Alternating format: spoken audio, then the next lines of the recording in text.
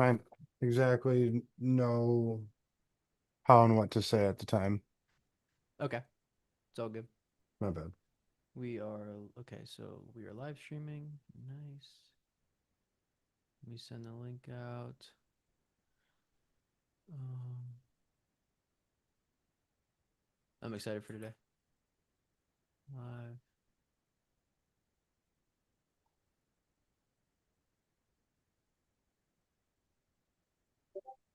Ray Dalio. I can see your Evernote, by the way. Dude, I don't use Evernote anymore. Or Obsidian. Obsidian, the vault, the dungeon.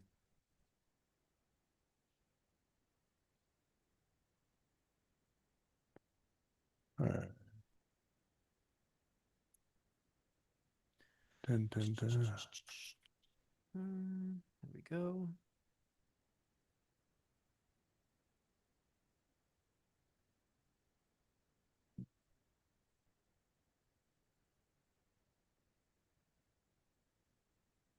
I'm just checking around a few things. All right.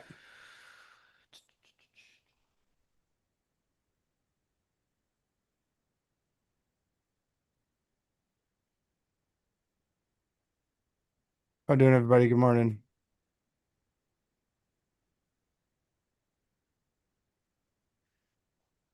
Gap City.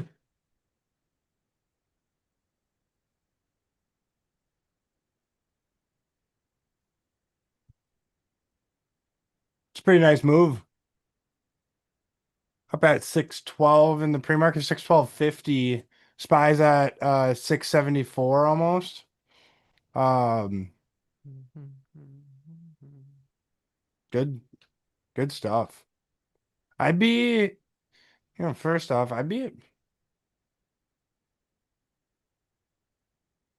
Bitcoin and Ethereum are down. That's crazy. I know.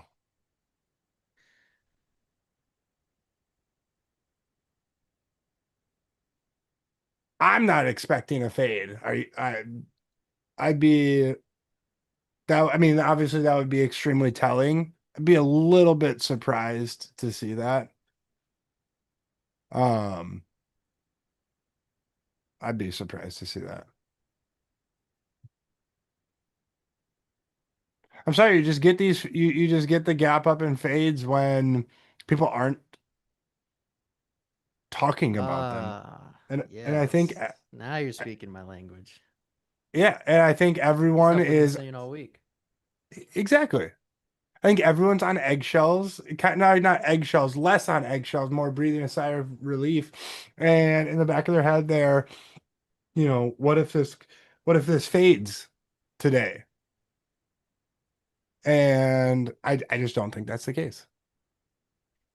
Um, Now, one little part is besides some immediate oversold bounce, what is at a 5-star entry right now?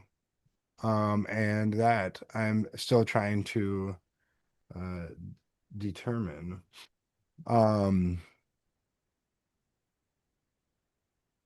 because through the trades, a lot of people, or a lot of the, opportunities that have been present, been kind of, um, picking corners, if you will, picking your spots, um, like that SOXL, trade idea.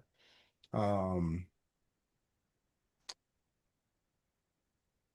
the majority of things that I have on my watch list are the things that have kind of remained on my watch list. Some of the earnings gappers, some of the stocks like Snow, D-Dog, MDB.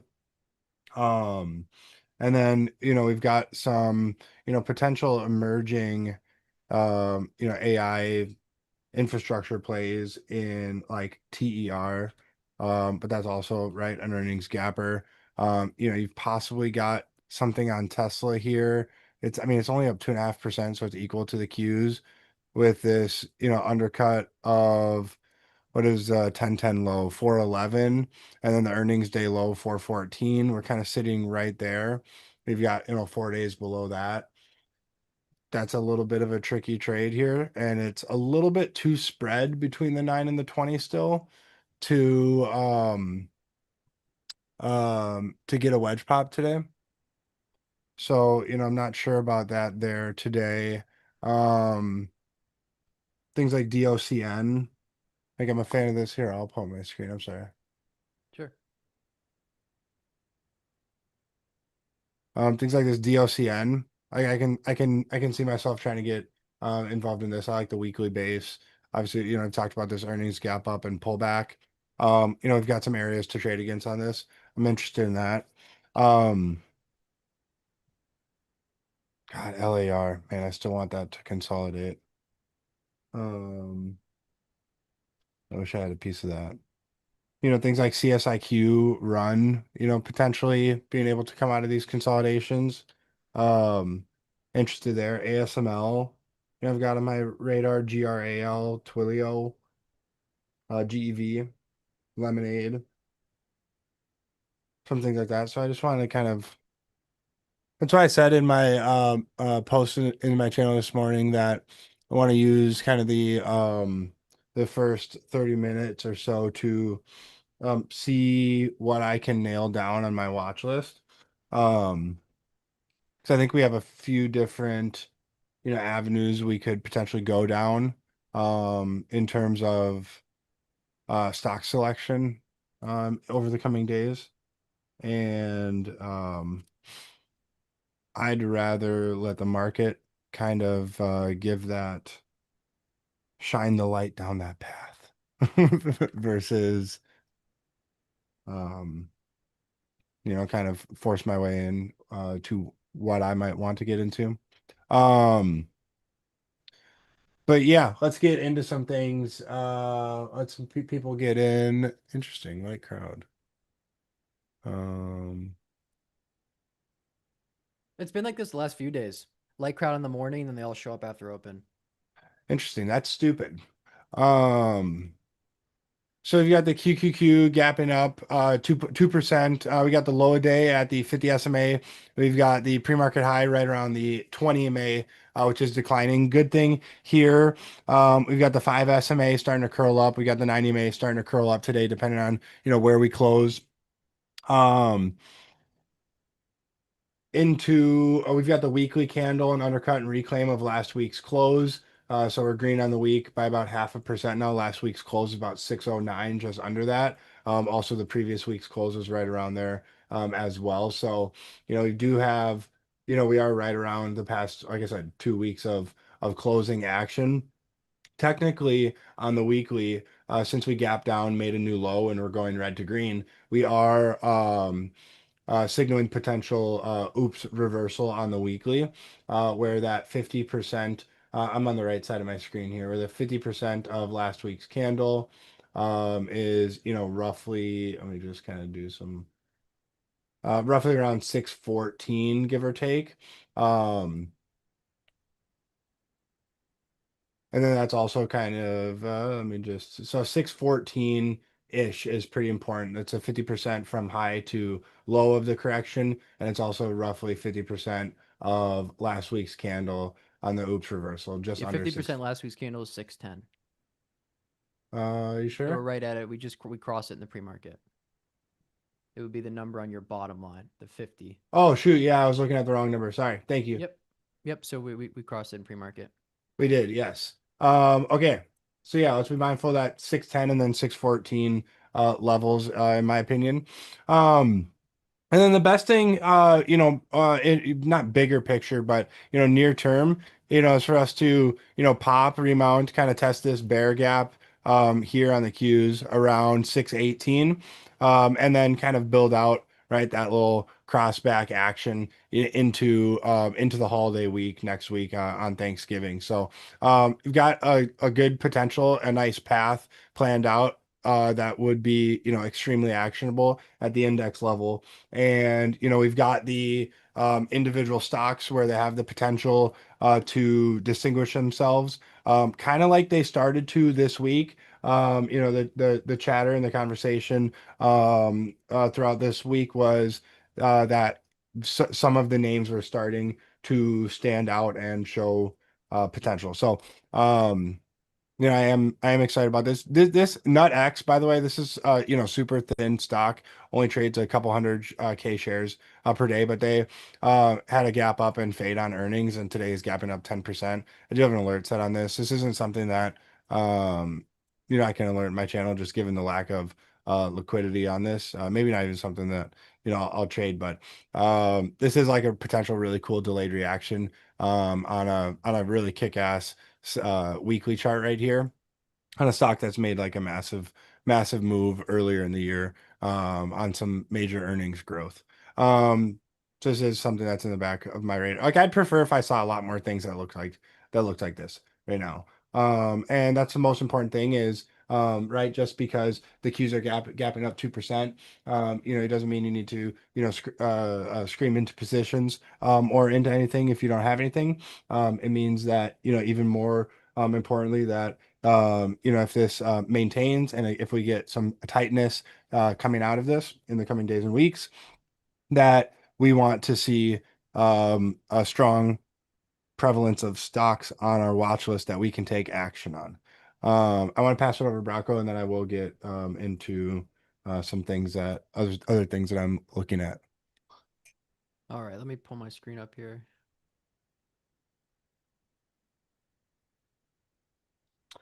Yeah, so yeah, I guess I mean I've been pretty vocal this week on what kind of I've been seeing. I had felt that we were gonna we put in a low on Tuesday. That was my thought. That they didn't make it easy. I'm not gonna lie. Right, we talk about the reversal extension and the wedge pop, and the action between that or that point in the cycle can be very hard to trade. Obviously, you saw this action the last 2 days was kind of all over the place. So, but yeah, I mean, we hit some pretty major extremes Tuesday. I mean, even the post I had on this VXN was quite crazy. The last two times this got above 30, there was massive headline risk. We were well below the 200 day. Markets were literally crashing, and we had a nice orderly pullback to the 20-week moving average on the Qs, and just I mean, yeah, we've been talking about it all week. I'm not gonna go too much more into that, but I'm really not in a rush to do anything today, to be honest. I'm actually quite at peace with the fact that I'm probably just going to chill for a little bit. I'm more, kind of with Kel on this and what he said yesterday about, I'd rather, kind of let the market trade up into the moving averages and then, hopefully we can chop around and like reconfirm higher would be the best case. One thing I will say is my bias, at least today, and I don't really care to be wrong at all, but my bias today is that this gap is going to hold. TSDR did talk about that, that, intermediate trend, like the gap against the intermediate trend, which is what we have today. And, typically Brian Shannon says the bigger the gap, the more likely it's going to hold. And this is a pretty big gap. And that's like a little subtle nuance of that kind of that setup is the bigger the gap, the more likely it is to hold just based off back tests and studies. And, 2% gap is pretty large. So, I'm not going to be looking to fade this today personally.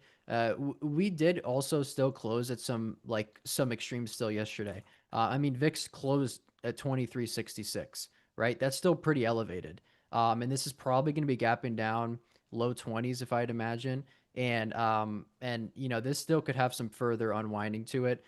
You look at the put call ratio closed around like 1.0 yesterday, I think just below it. So that tells me that at least short-term positioning and sentiment is still going to be off sides into this gap today, and kind of similar to how I felt at least on 11:10, this gap up right here, when I said I don't think this is going to fade just because when you have positioning off sides coming into a gap this big, it can just like really keep a steady bid on the market as shorts come off the table or people rush to try to get back exposure that weren't long before they were sitting in cash, whatever, right? So there's a lot of people off sides. When you have people off sides and the market doesn't break down lower, you can get some pretty vicious moves back to the upside. So um, I still can't say there's a ton of charts out there that I'm like super excited or interested in. I see a lot of oversold bounces into declining or flat moving averages, which could take some time to work out, right?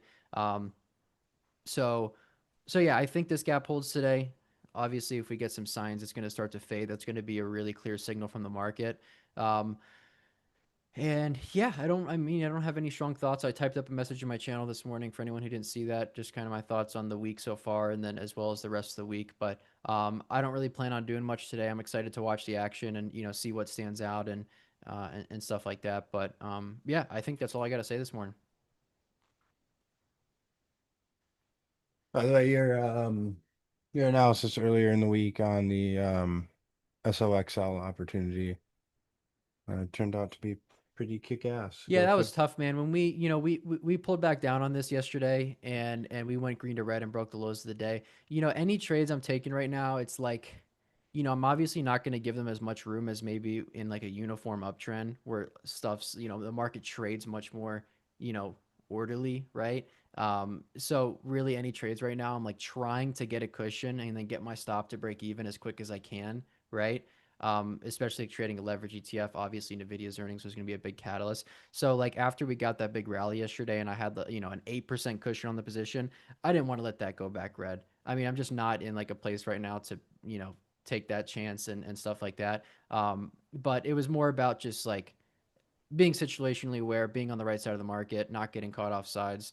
It helped a lot because I just feel like I have a really clear head right now, and I was seeing things right this week. And if we do set up and there's more opportunities, like no doubt I'll be ready for them. So That's right.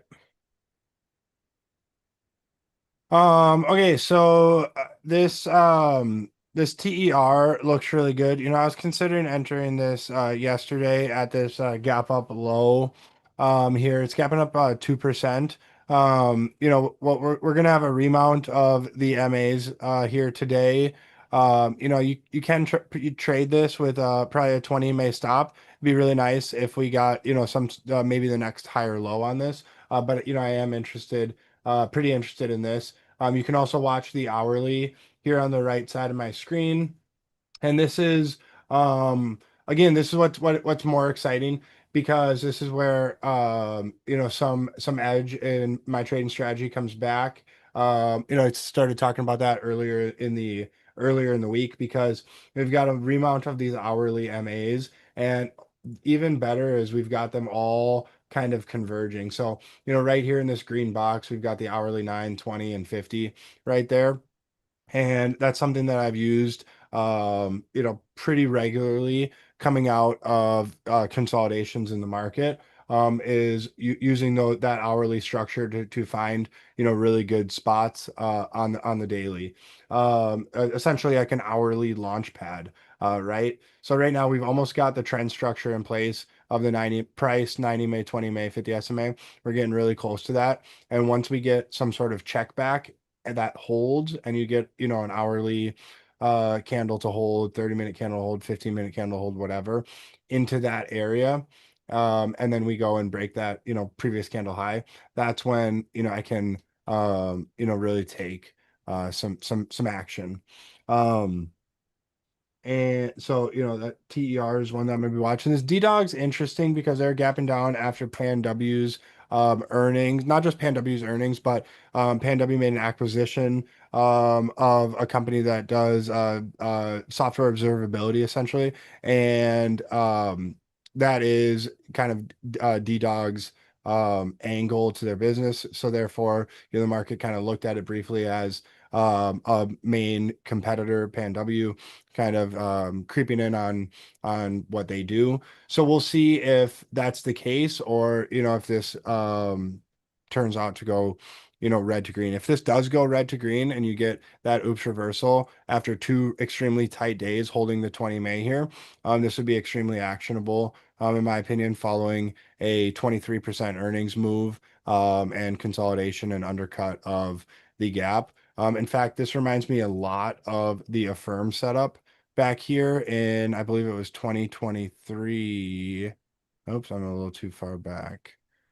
Where is that gap? And no, this was 2024. Hold on. I'll find it right here. So it reminds me a lot of, this potential setup from September of 2024. And this was a phenomenal trade right here. Went up to highs. We hit this twice, I think. Yeah, and then again right here, uh re-entered on this remount right there. So it looks very similar to that. And then this went on to where is that big move? Oh, this was a little bit, yeah, here we go. Then it goes on to make the big move. Anyways, so the structure of this kind of has a similar look to that. Very repeatable post earnings setup. Something that I'm pretty interested in right now. And then we got 10 more minutes to talk. Watching Snowflake. ASML, thank you, Squeeze. I think ASML looks really, really good. Here, let's just start looking at the weekly. You've got a really nice weekly consolidation here. About to break previous week's high here in the pre-market. This is sitting at 1,045 right now. There's an expensive stock. And you've got a nice remount today. This looks pretty nice. So I'm excited to see if this plays out. AMD is a little bit weak in the pre-market. Um, but man, I still really like the way that this has, acted going all the way back to early October on the OpenAI gap up.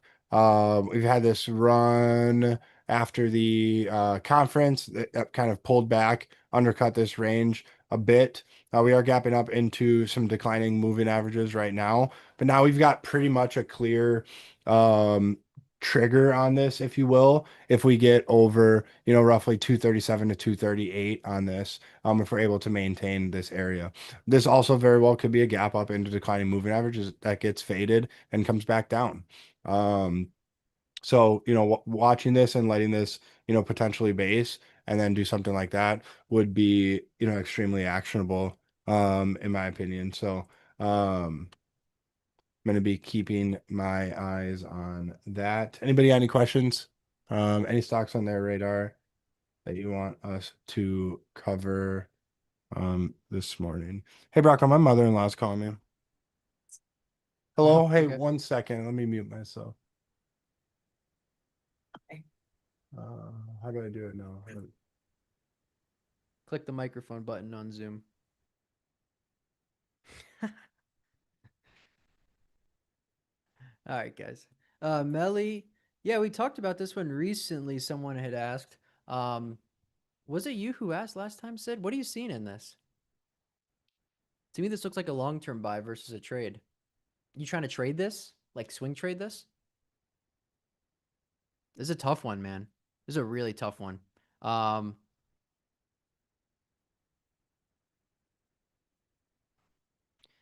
Up 5 days in a row into declining 20 MA. Could be a tough trade. Oh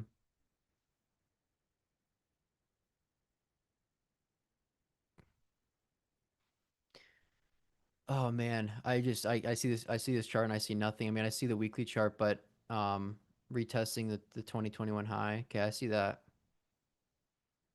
Just looks messy to me. It's hard for me to get a read on this. I'd say just trust your gut. You probably know it better than me. That's my honest response. I've never traded it.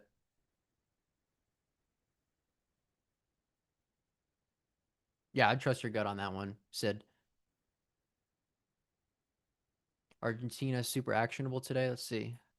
SUPV. All right. Sorry. AR. Hey man. Hey. ARGT.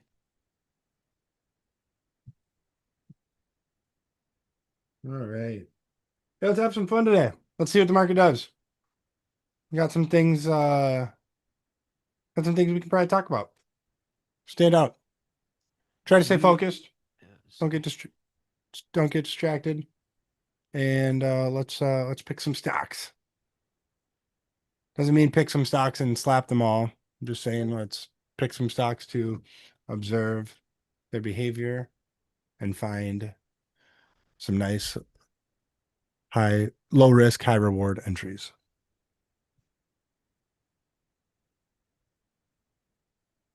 Sorry if I interrupted. You did, but it's all right. My bad.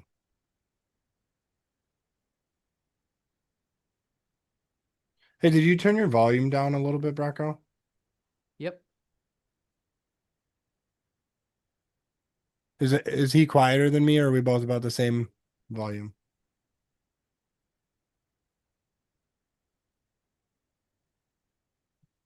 I thought so. Quieter? Okay, let me turn it back up then. What about, is this, how is this? Is this too loud? I don't know, is it? How is it? Oh, You there we could go. just, you could turn me down in Zoom. You can just go to the settings, TSCR, and turn down your output volume. Perfect. Yeah, I think you sound perfect now.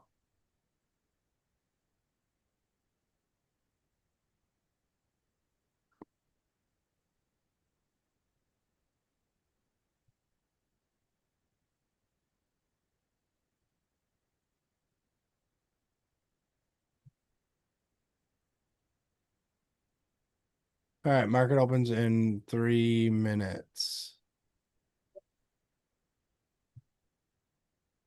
Wolf and Cypher, which Cypher just extended they had a PR this morning where they extended their agreement or whatever with Fluid Stack. That was the same PR that Wolf had. So good to see. But yeah, Google, Google and Fluid Stack.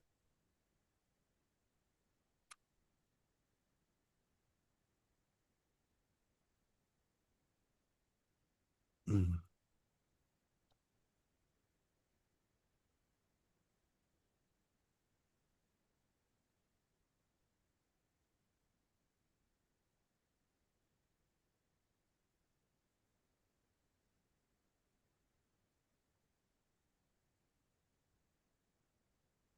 Nice move on Meta's up 2.3%.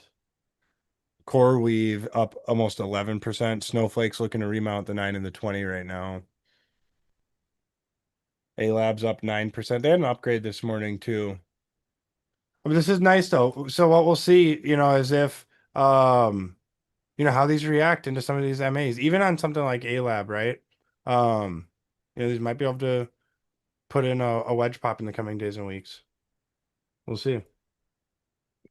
Crazy how much these can move. I mean, Oh. CoreWeave just moved what XOM's done in the last 4 years. Yeah, it's very real that crap's a waste of time. Concerning yourself with short-term rotations and trying to capitalize on it, I've found to just be a waste of time for the most part. I will say the XLV one a little bit more notable because it had some standout names, Eli Lilly, Johnson Johnson, but still.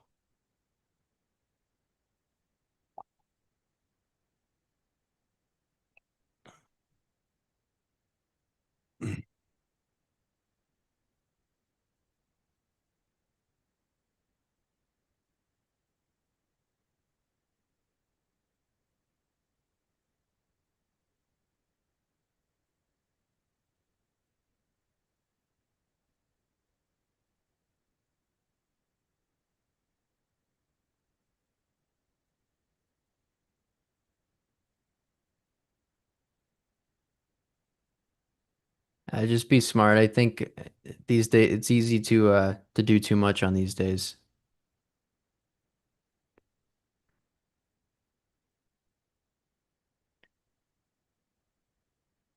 Now everyone's piling into the Zoom right at market open. Shame, shame, shame.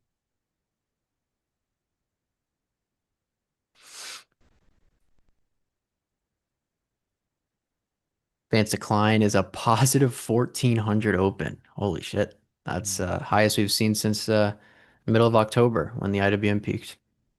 That is strong.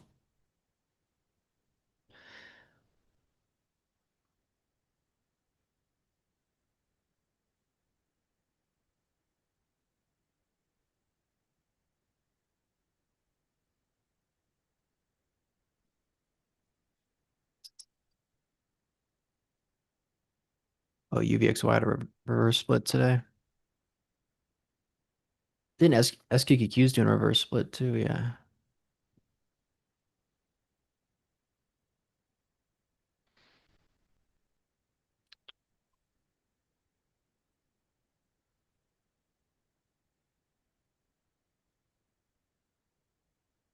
VIX at 1950, gap in sub 20, down 18%.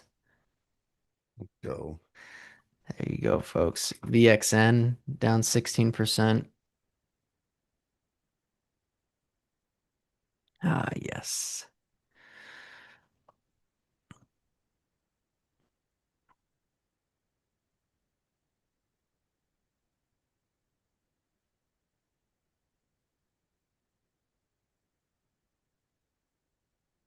Whoa, Nasdaq advanced decline is positive 1900. It's only happened twice this year, or really since April. That is strong. Ah, there goes that.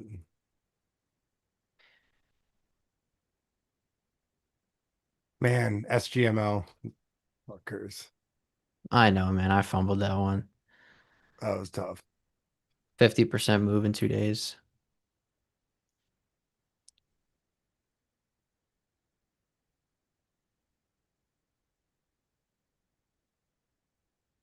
IWM is pretty strong after that employment report. Yeah, Arc and IWM the strongest of the ETFs. GEV is back above the 50 SMA. See if this can check back, put in a higher low. But nice weekly chart taking out last week's high, past 3 weeks high.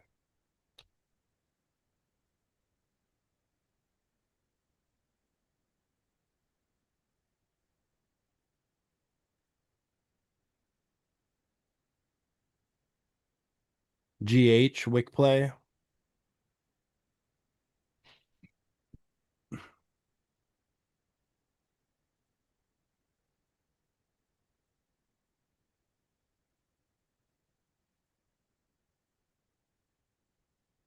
Nvidia's pulling back a little bit.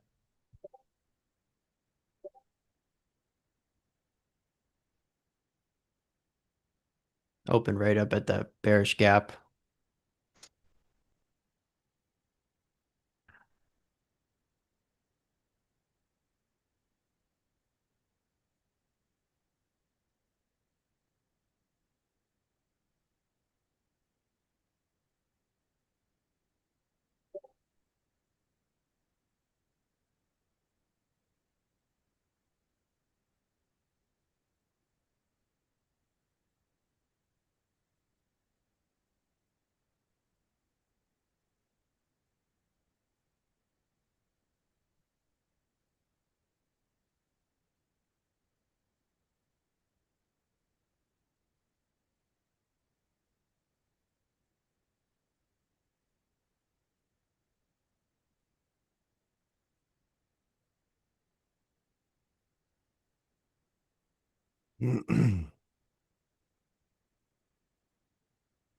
NSAD, Nasdaq advanced decline is positive 2000, bro.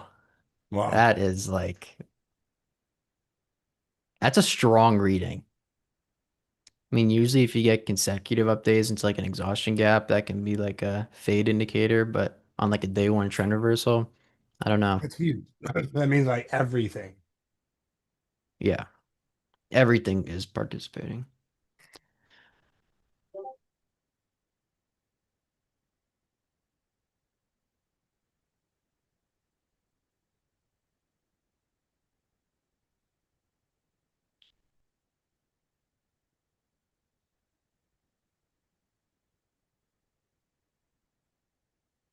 Like this action on Snowflake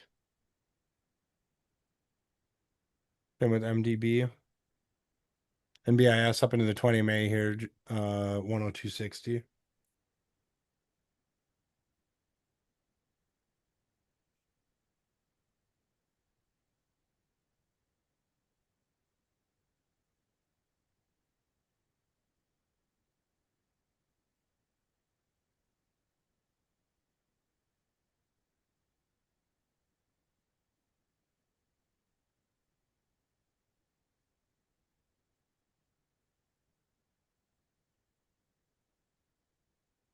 No love for D-Dog at open. And look into this ATI.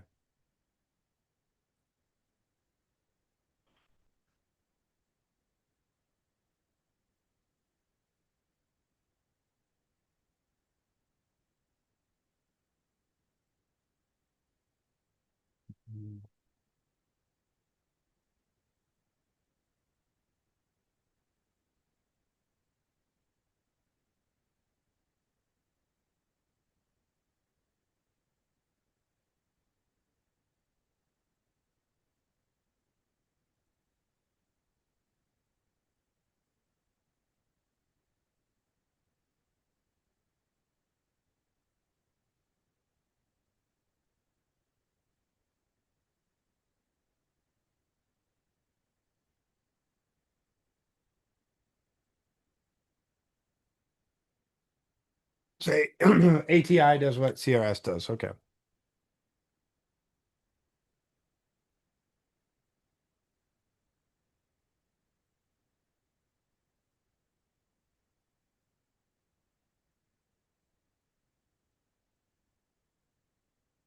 Spy taking our highs. Yeah, his Grail's nice.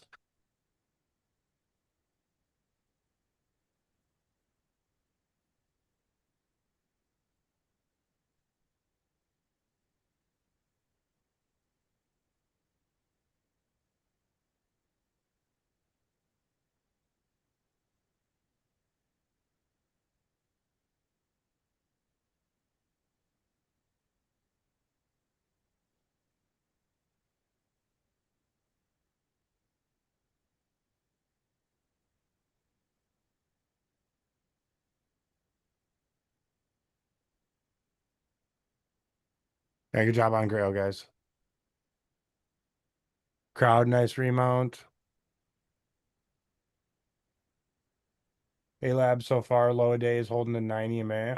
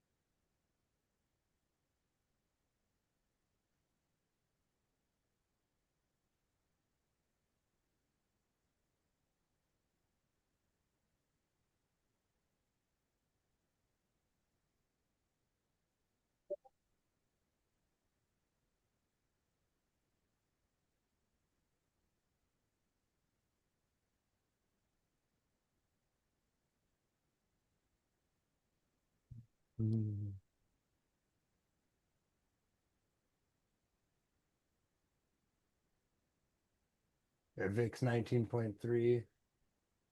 Advanced decline maintaining its strength.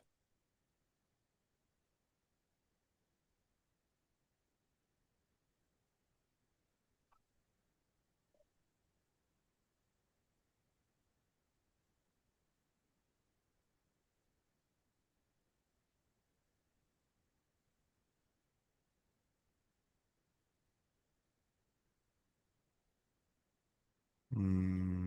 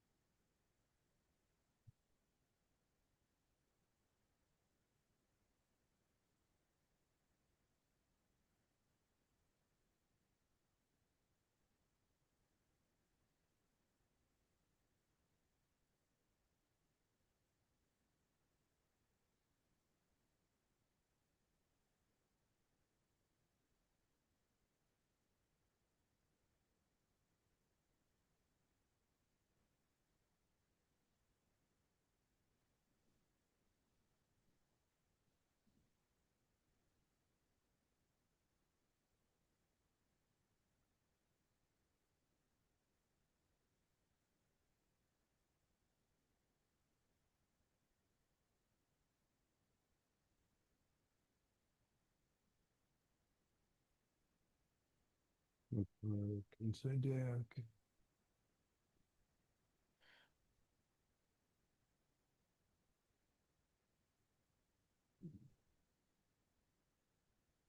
And I can see these patterns being just super nice over the coming days.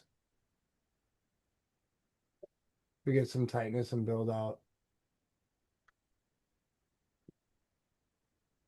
which I'm fine waiting for.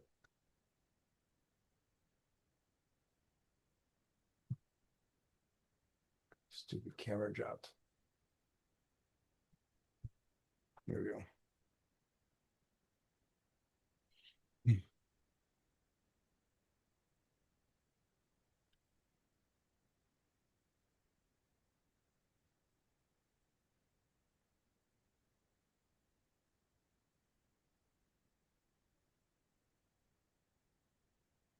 What's the video doing? Just kind of chilling around in that first 5 minute candle for now. Yeah, nothing yet.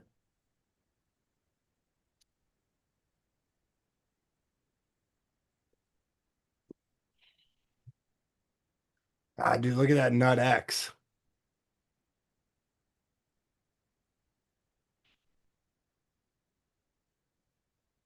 This reminds me of like a SEZL type of trader, Hmm. like from May. In fact, it's probably a good model for this.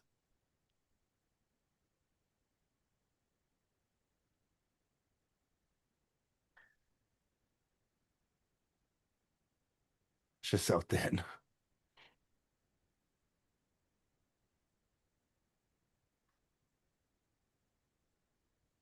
I just can't buy that.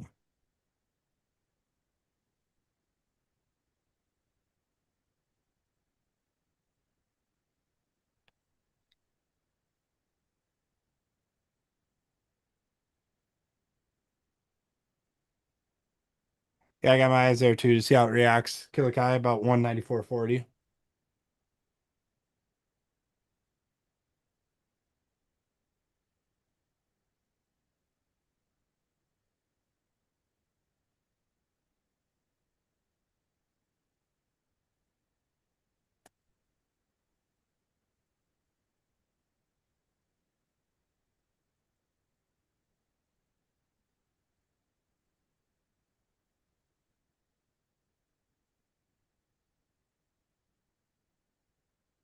And SPY just dangled under the view app quick and pushed right through.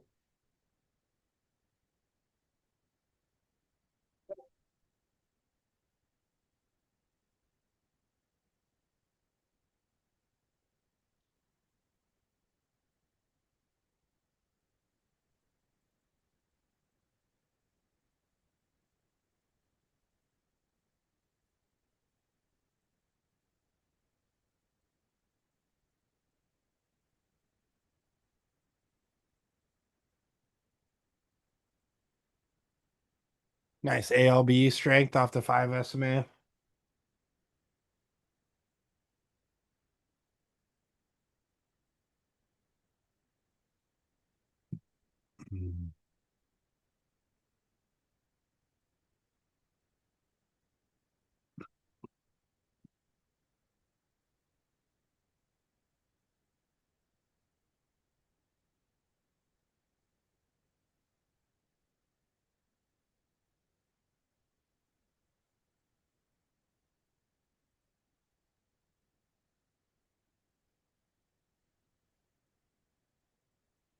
And this CRDO pulling back off the 50-day moving average up above.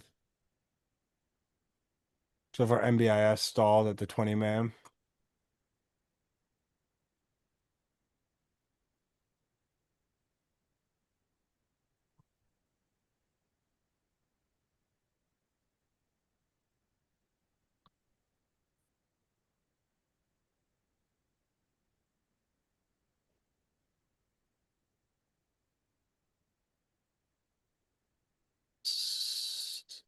SMH is steady, been fading a little bit.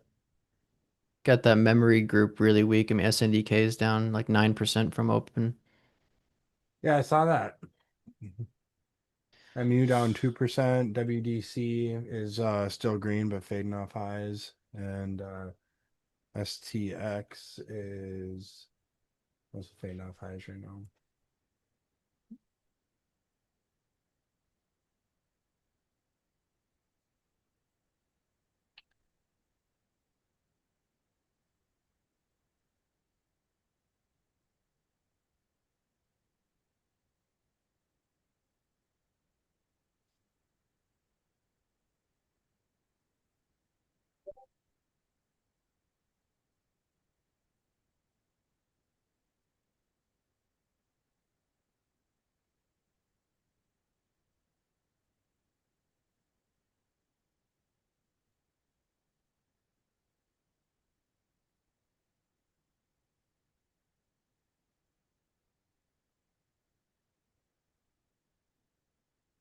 There's an XRP ETF, huh?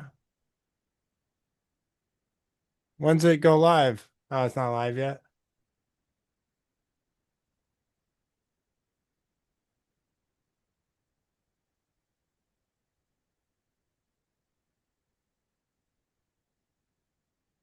Yeah, Tesla, really good behavior.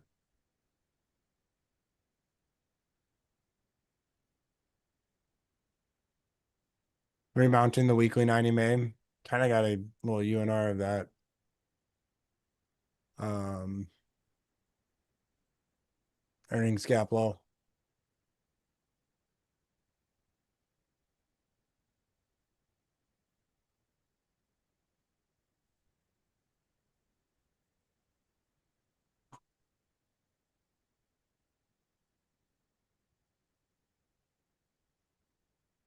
Q's taking out highs, SPY taking out highs.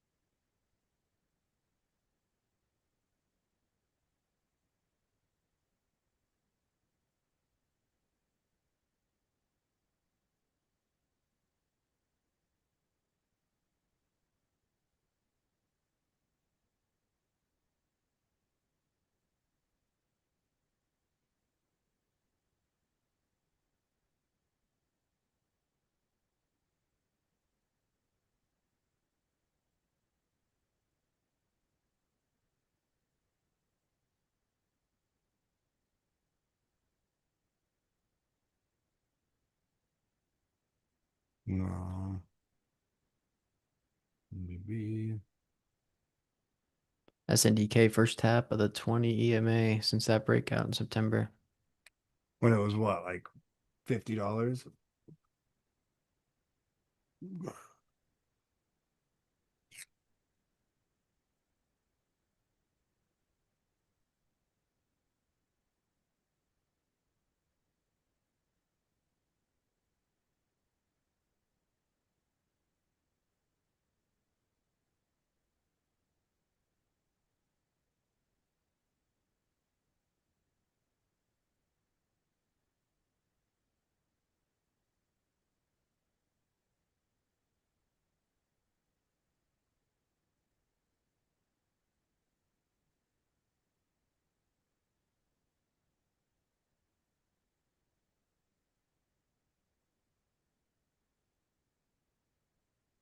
This meta's at highs.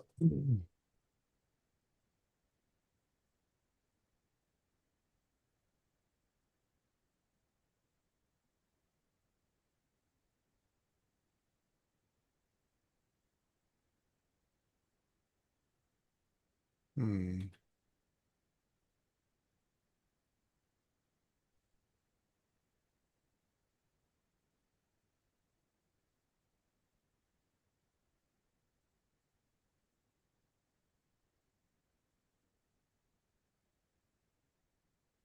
Yeah, EOSC back over 14. Oh, yeah, headline this morning that they announced the pricing of them. I didn't read into it any further.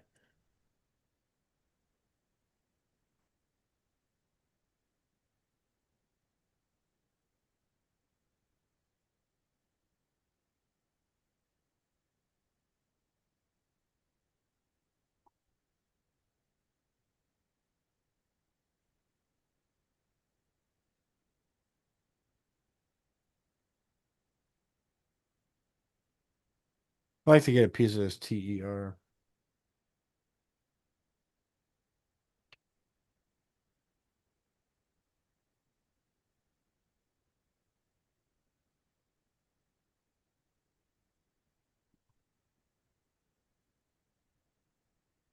Damn NutX up $22 since open.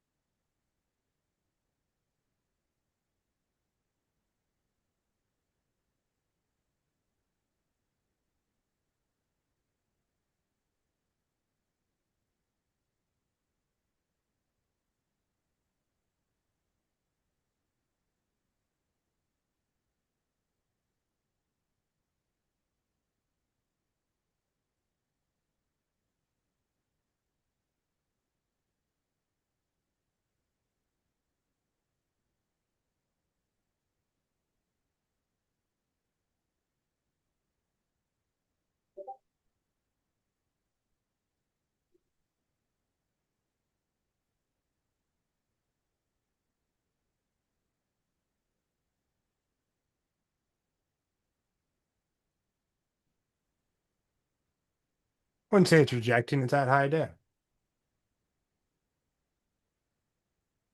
But yeah, that is a big spot. 425, 424.50.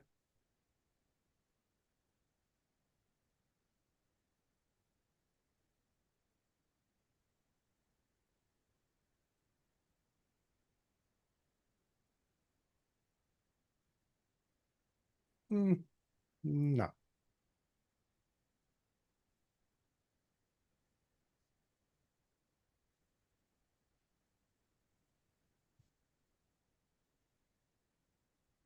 I mean, Tesla's already made a full ATR move, so the fact that it's still pressing high day is impressive, I think.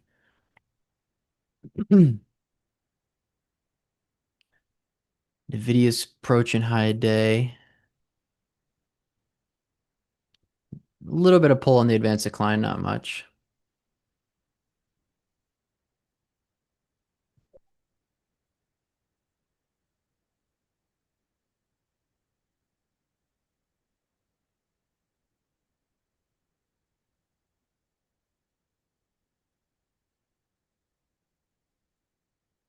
I'll be right back. After these messages.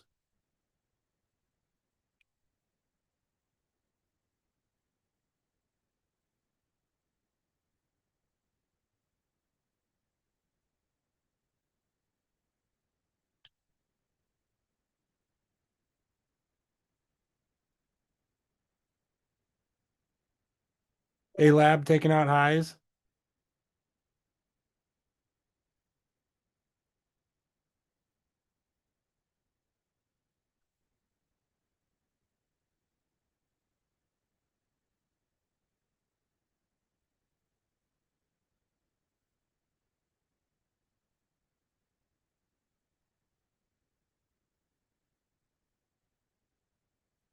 And CRDO trying to curl up and take out highs.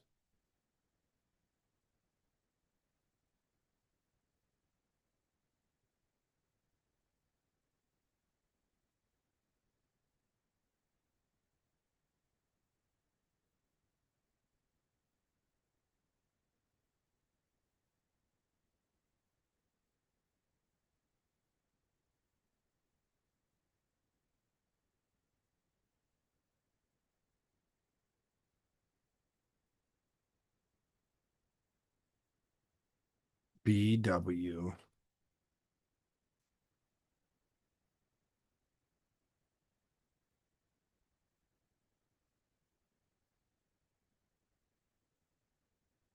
I'm hoping GV gives some sort of higher low to work off.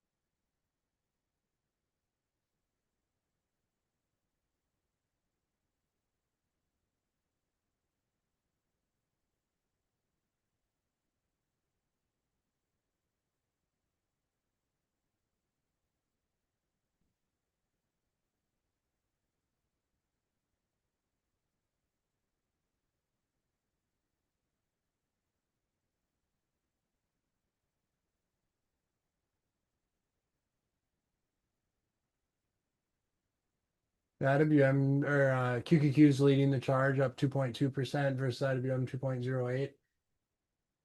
Bitcoin's trying to pop in the view app right here.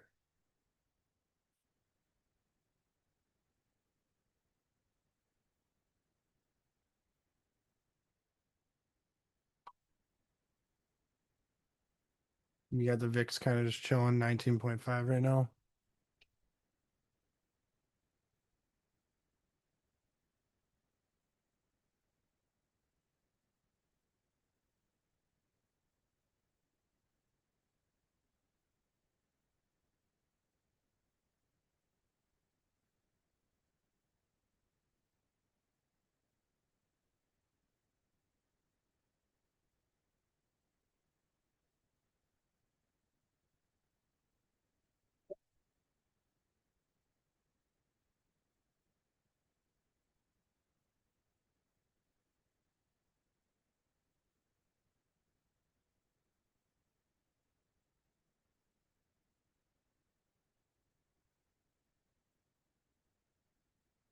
CRNC, I saw they're gapping up on earnings.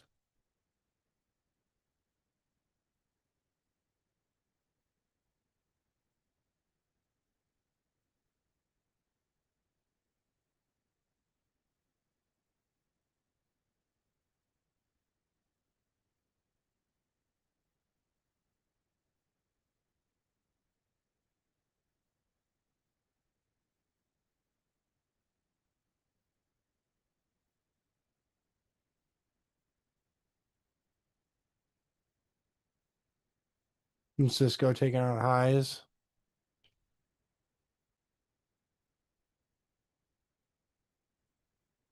Yeah, Run taking out that inside day right now.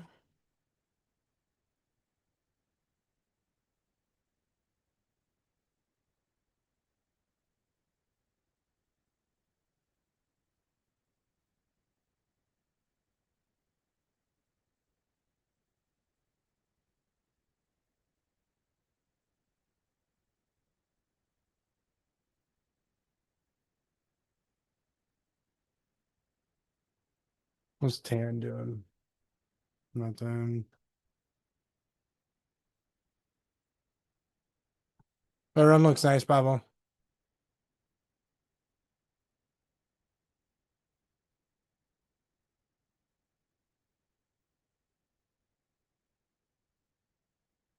Right around that 235 spot, Dark. Is that what that is?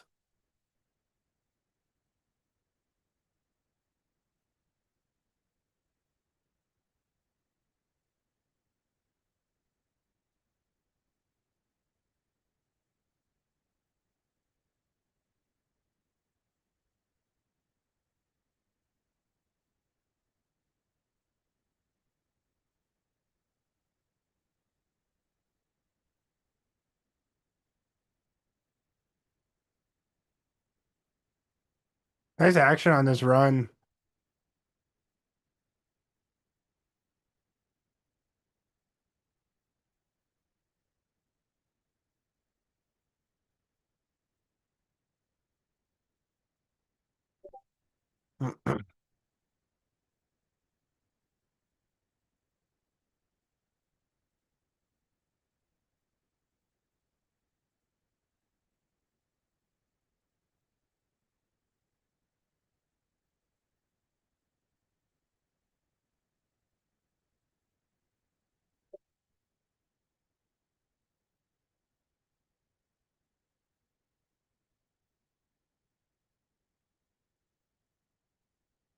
Yes, Tesla's one of the best acting I guess bigger stocks right now. It's right up into the 20 May and still in this bearish gap from last week, Thursday. It was down almost 7% that day.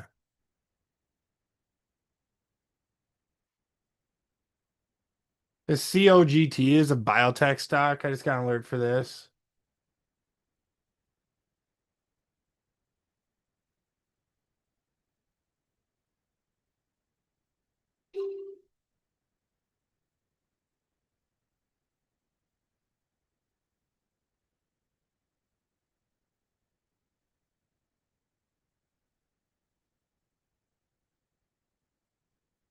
This TER is maintaining at the 9 EMA.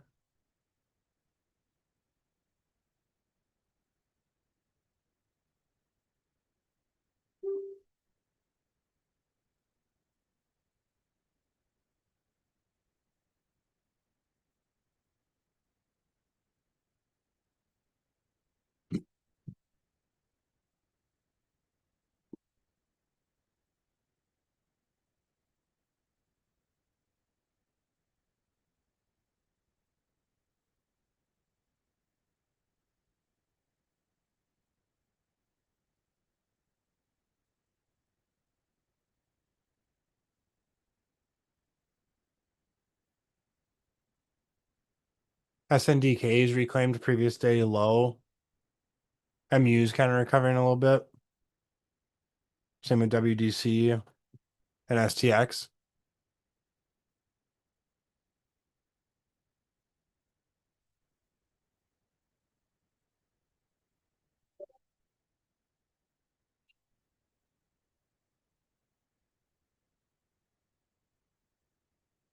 A nice push on run. It's good.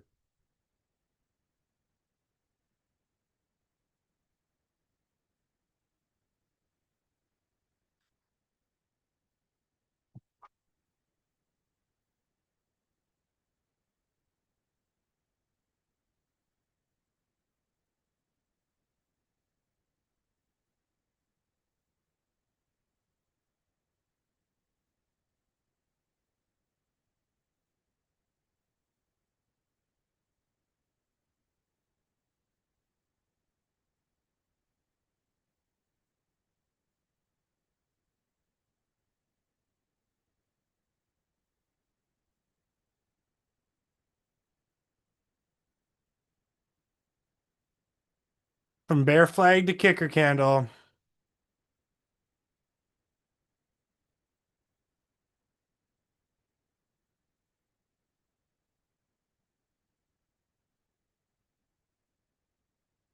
Dude, this nut axe. I fucking knew it.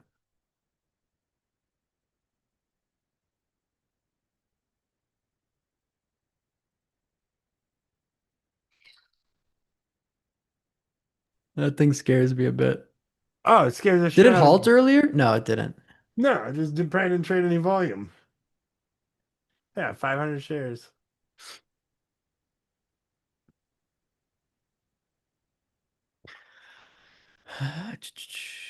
No new highs on Nvidia.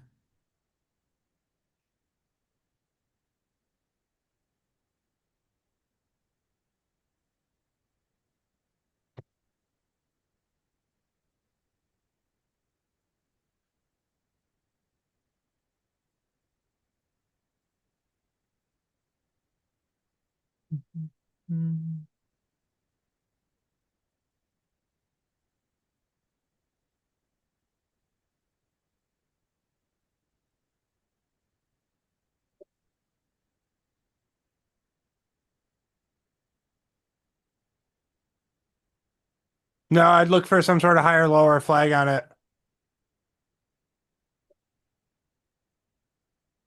Oh, Netflix is pretty heavy. Damn.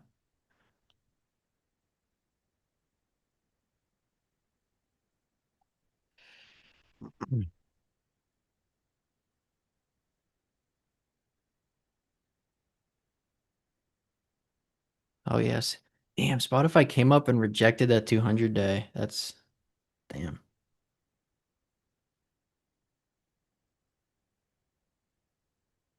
Yeah, that spot's nasty. It's like stage 4E. Netflix nasty That's too. like what It does look like stage. that's like what like Sprouts Farmers Market looked like. I mean, go look at SFM when it Mhm. like broke the 200 day on earnings and then it popped up back into the 200 day. Rare earth stocks just got really heavy. MP, um, not really There's a heavy, but headline volume. last. There's a headline last night that didn't get much of a reaction, which was Chinese exports to the U.S. Grew 55% month over month for rare earths. I thought that was interesting.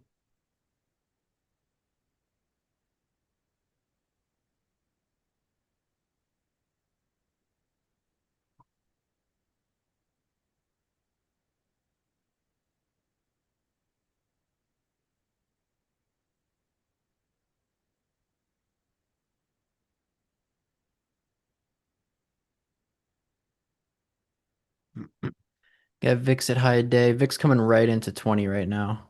1992 at the moment.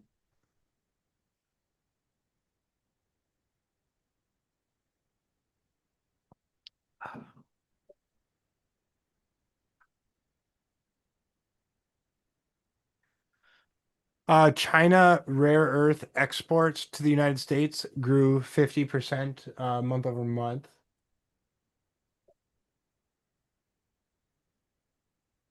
Hard to see, hard to know if that's like from zero or anything.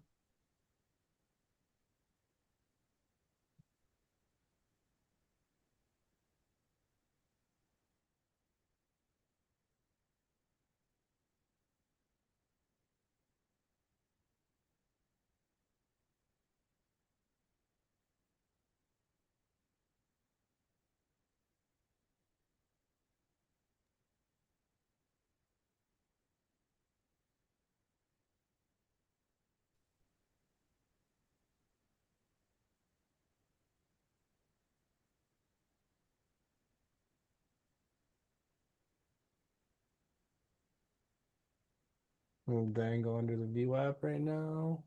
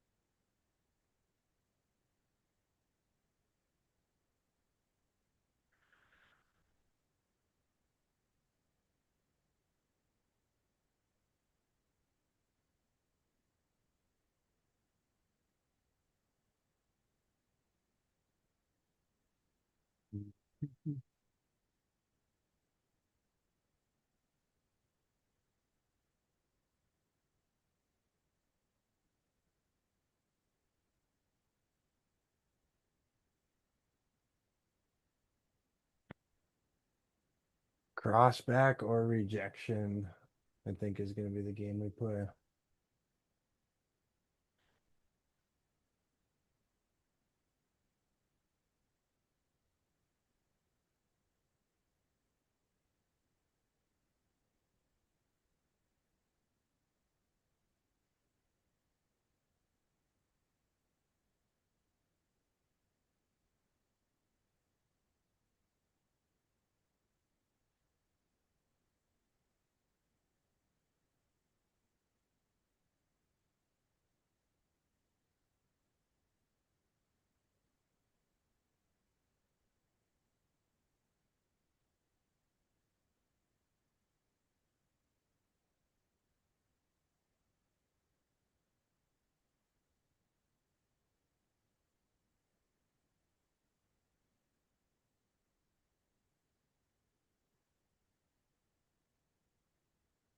I like seeing the video be able to go get over those highs today, 196.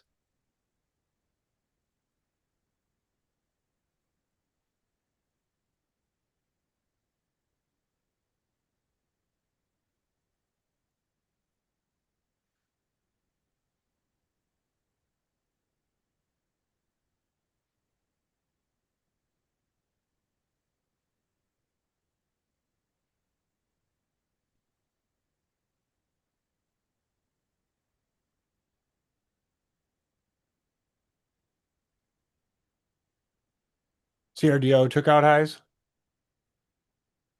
Yeah, CRDO and A Lab both trading at highs.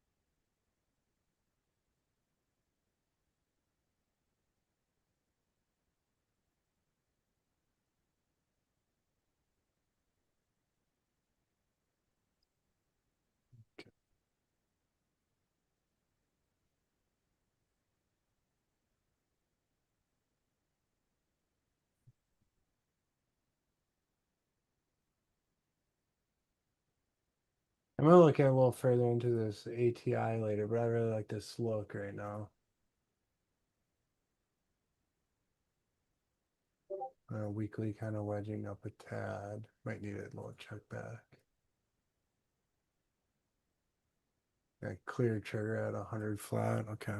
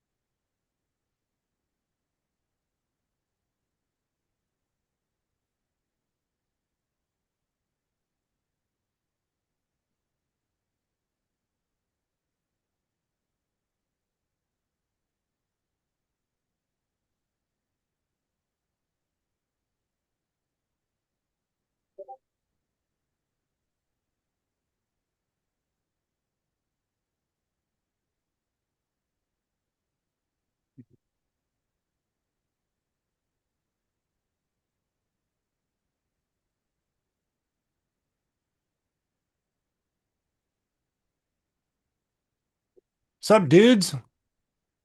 Anybody buy an American Eagle? This NVIDIA gap up day?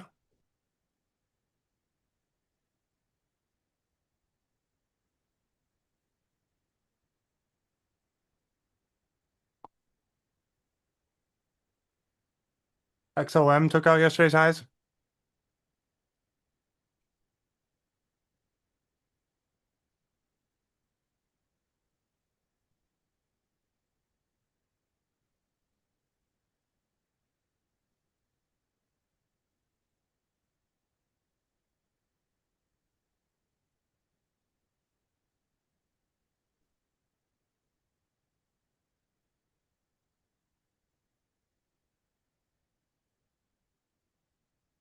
Yeah, MU curling down. This MP's pretty weak today after the big move yesterday. It's an inside day right now.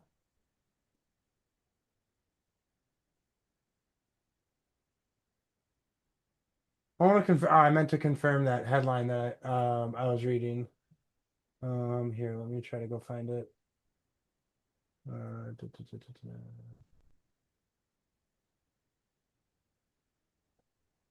Mm.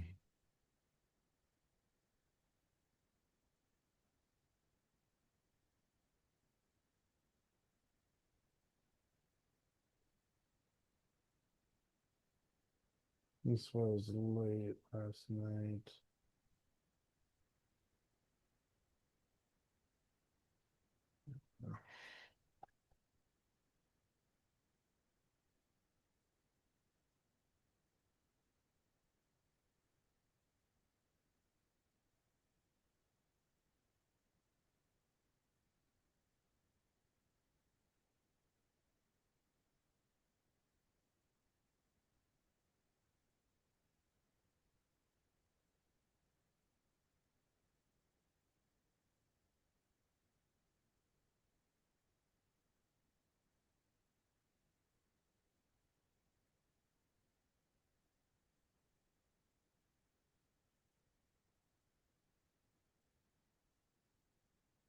Yeah, China's October rare earth magnet exports to the United States rise 56.1% from September, customs data shows.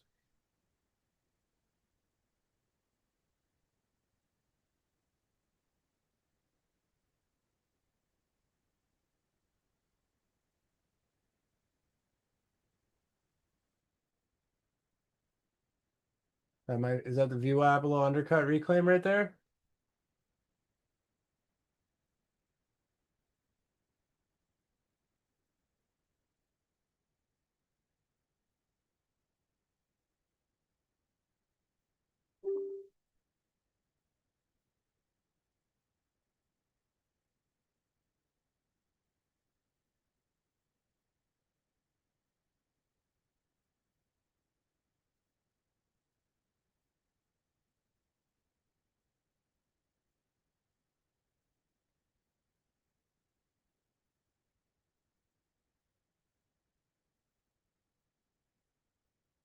We shall see.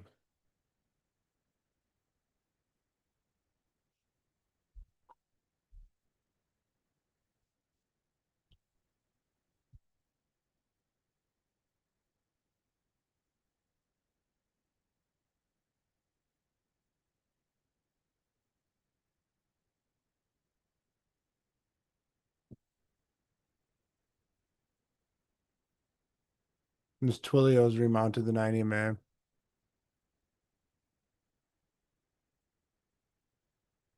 All right, hear me out. American Eagle. I'm just kidding.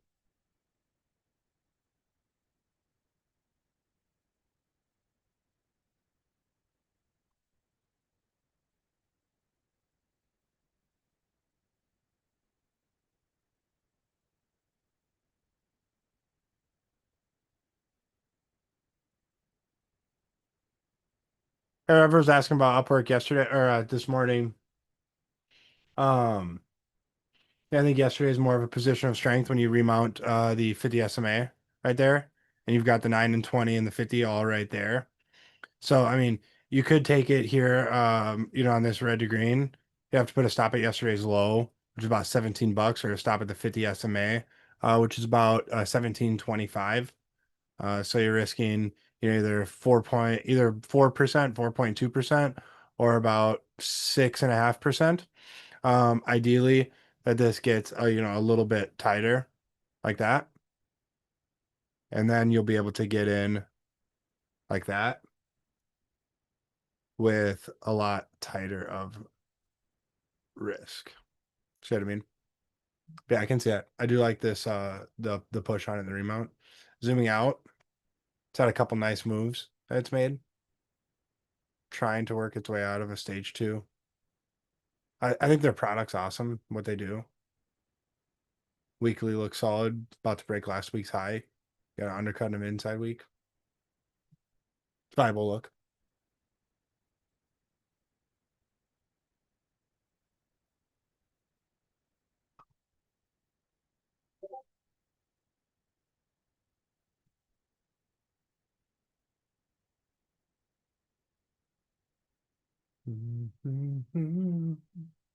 Like there's DOCNs kind of curling back as well. So one of the issues right now, guys, with a few stocks, they've got this, angle up into some, key areas. They held some, good spots on what is it, Tuesday, right? Where we started to notice some individual names begin to distinguish themselves on Tuesday. And then Wednesday, right, pretty much a nothing day. And then and then now we're kind of, up into those spots. So this is where, I essentially heavily lean on some of these hourly charts and treat them as if I would a daily chart or a 65-minute or a half day, whatever.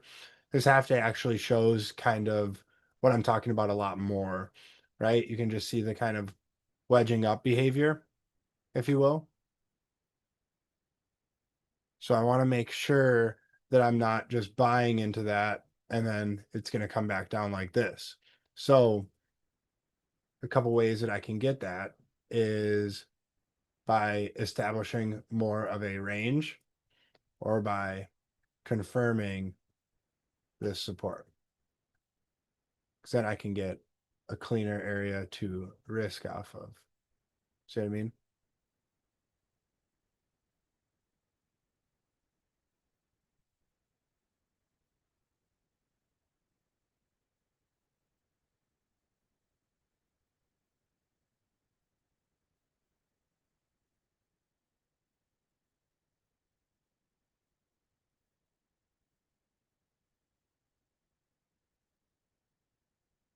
AEO taking out yesterday's highs, getting some volume.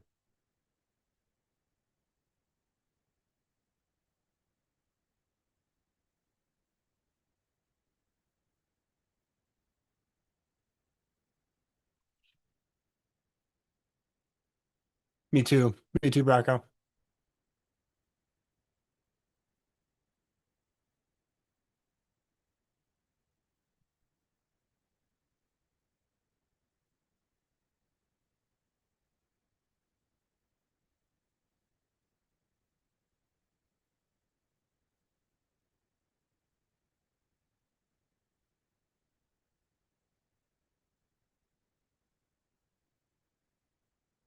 So usually happens. People hang on to yesterday's fear today.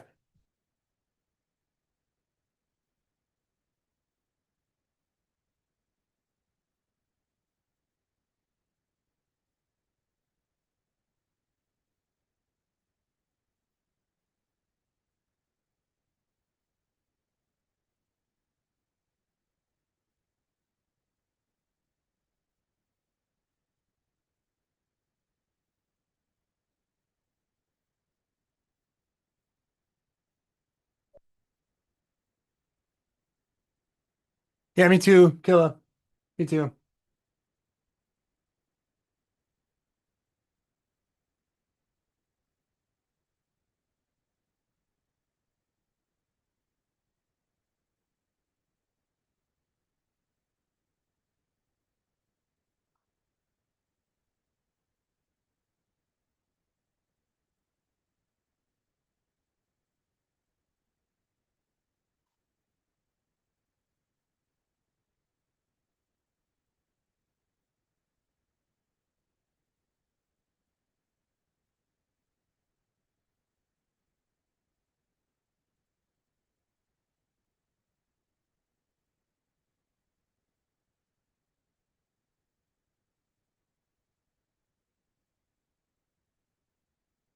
IWM at highs now leading up 2.4%. Yeah, ARKK up 3.5%.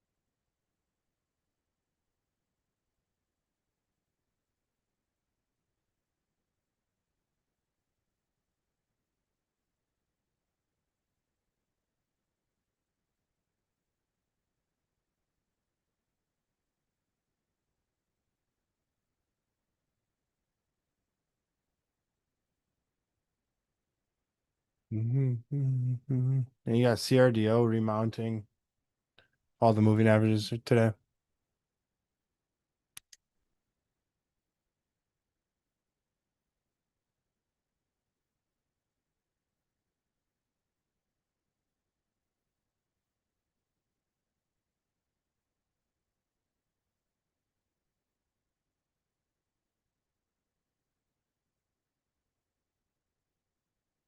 Tesla's still super strong, 5.6% on the day.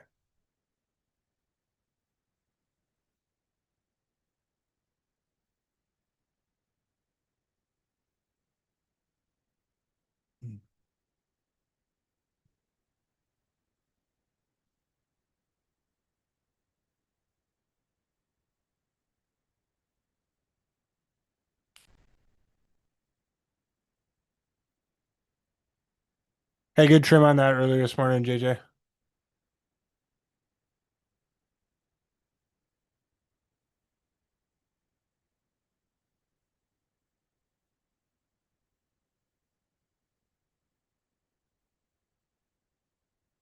Technically, the GEV weekly is triggering a slingshot this week.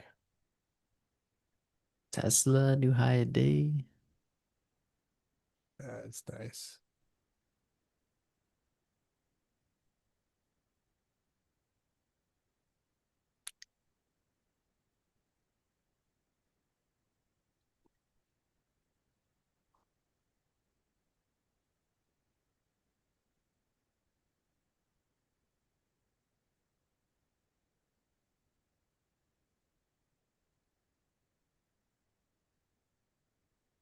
Mhm.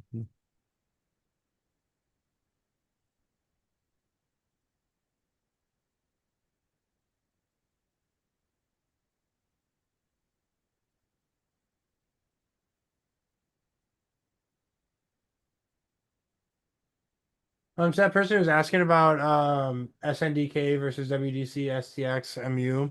I'm not sure. Um, you asking that question probably gives me more insight that you might have a better answer than I would.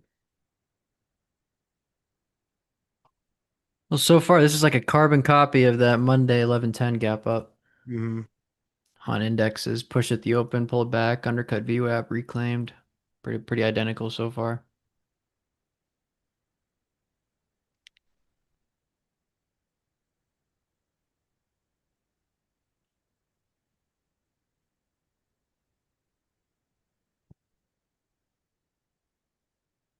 Yeah, I imagine Wolf gets that's impressive. 20% move on it, James. Um, I'll bet they get a PR out of Fluid Stack again soon. Seems to be what the market's thinking. Did they get one this morning? I don't think they did. I think it was just Cypher, right?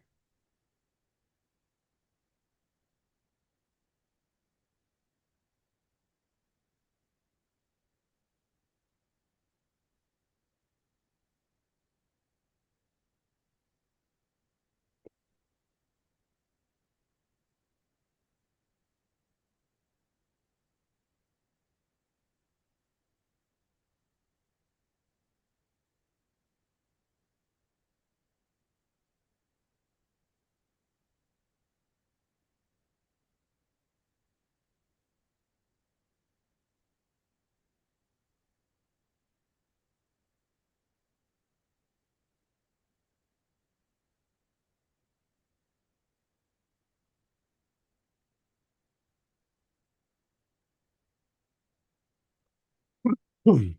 You got the 20 May at 611.82 on the Qs.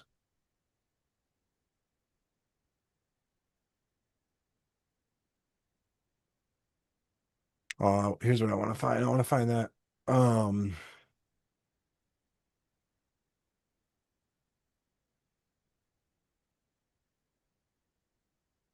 I'll find it. The Webby trend change checklist.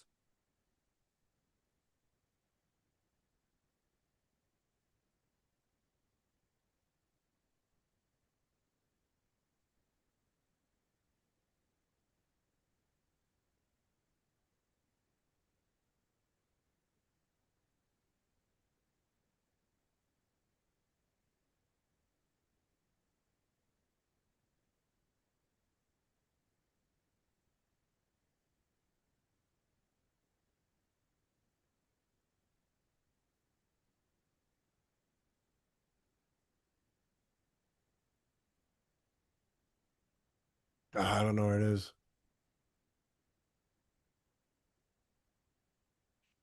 COGT. Yeah, I saw it get a little volatile.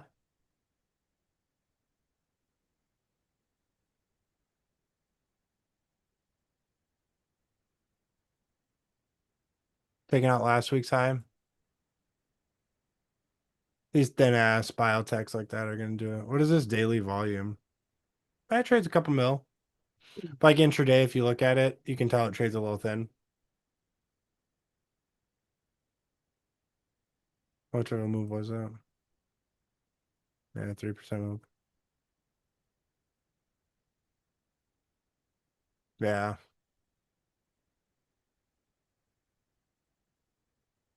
Thing looks like it wants to crank its hog.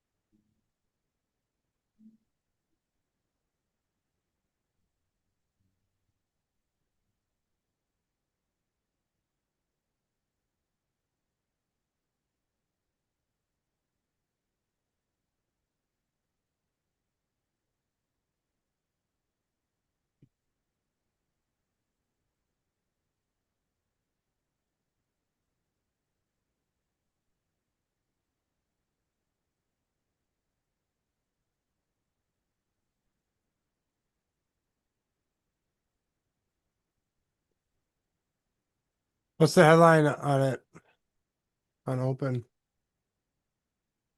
Not really getting any volume. Oracle said there's OpenAI speculation. Hmm. From a tweet from Penny Check. I don't know.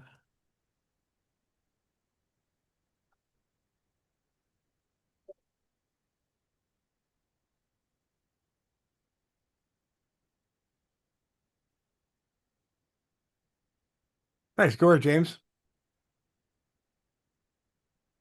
You get that yesterday on the remount of the 20 May right here. Very nice. Good trade. I like that A-Lab CRDR making highs. MDB making Soxel's highs. taking out some rage. Very nice. Yeah, Q's SPY Use pushing highs. slow grind up is the pain trade.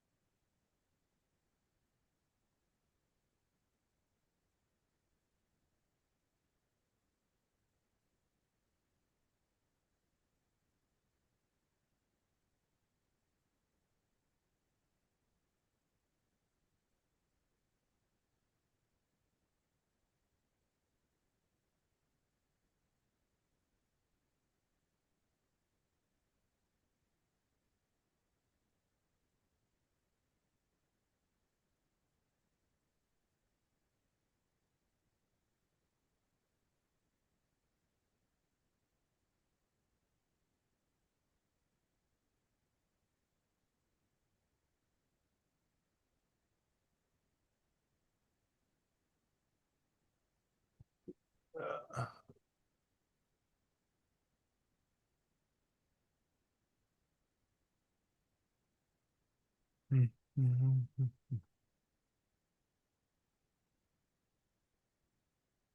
This NTRA has been a tank.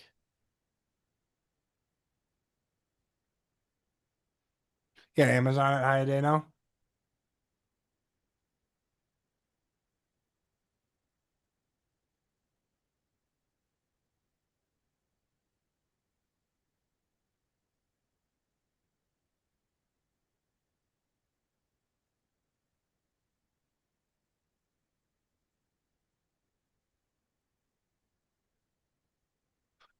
Mm.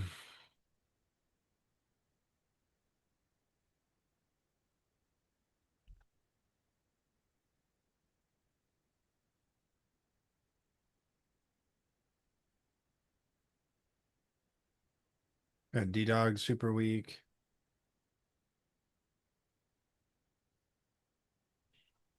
MUS and DK still lagging.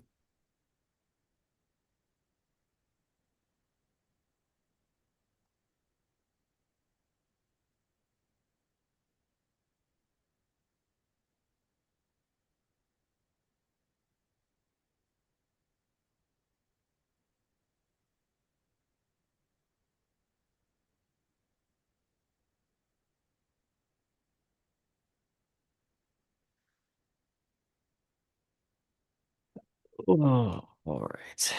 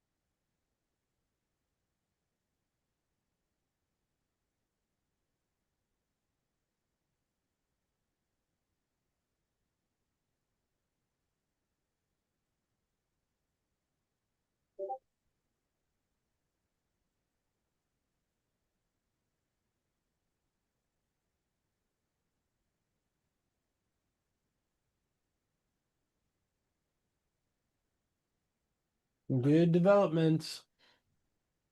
Just want to see some, get some entries.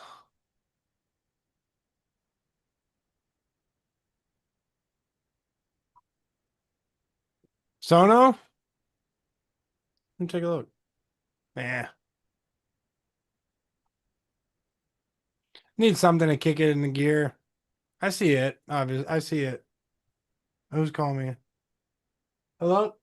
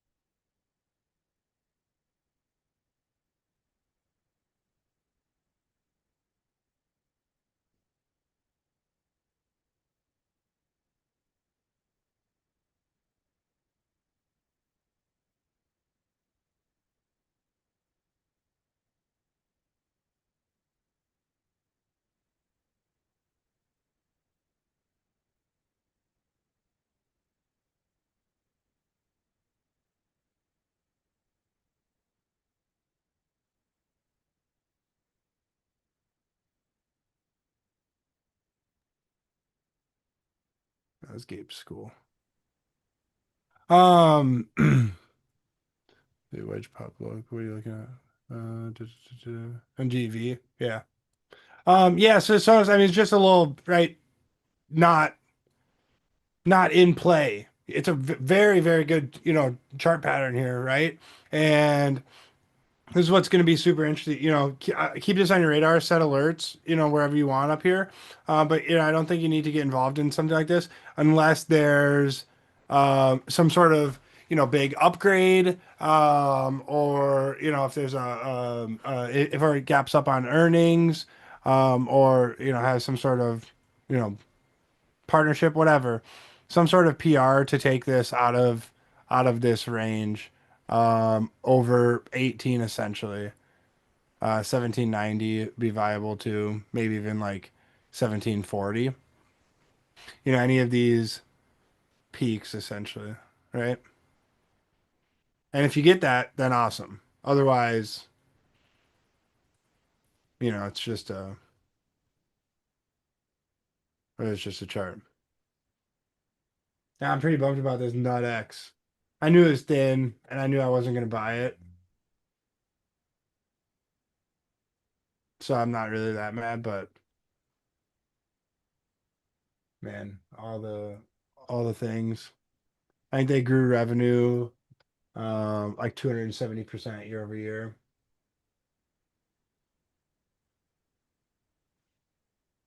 Yeah, so they reported earnings November 19th, which was what, yesterday? Total revenue of 723.6 million for the first 9 months of 2025 versus 223 million last year, increase of 225%.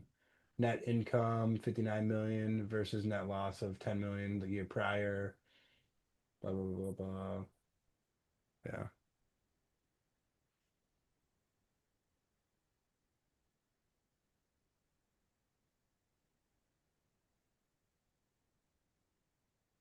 fuckers.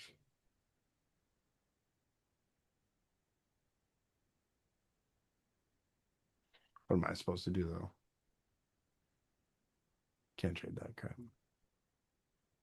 Thin, thin, thin.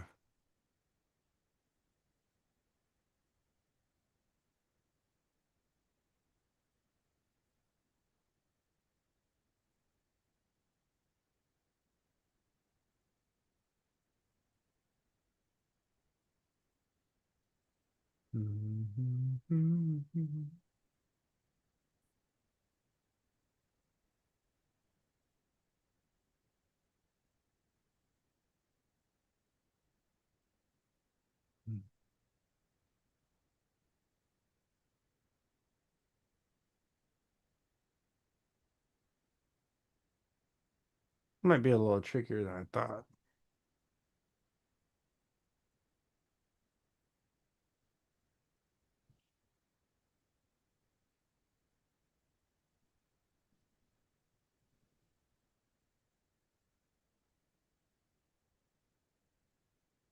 Mm.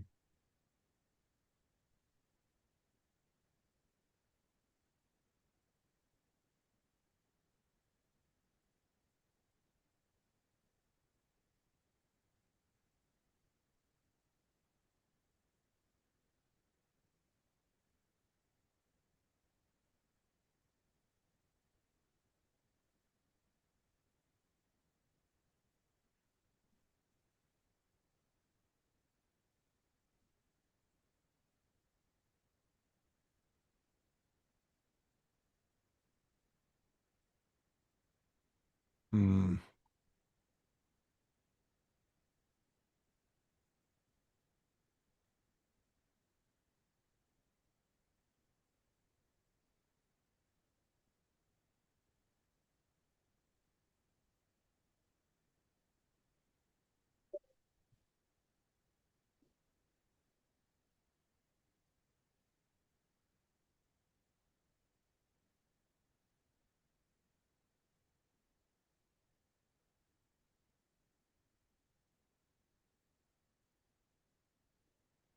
IBM, Cisco plan quantum computing internet by 2030, by early 2030s.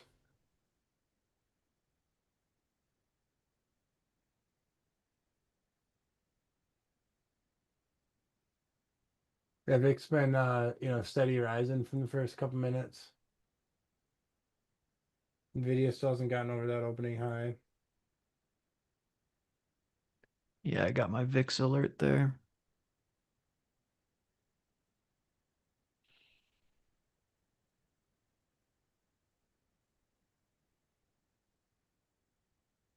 NBIS still rejected the 20 EMA at low a day right now.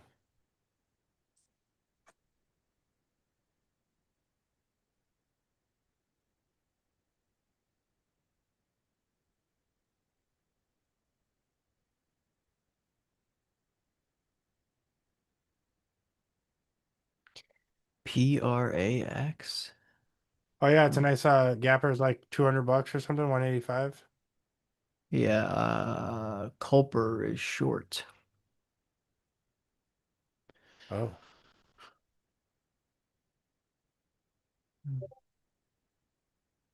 oh my. Spooky, spooky. So Soxel had this little intraday pattern it was trying to curl out of, and it just failed. It came back through VWAP. Mm.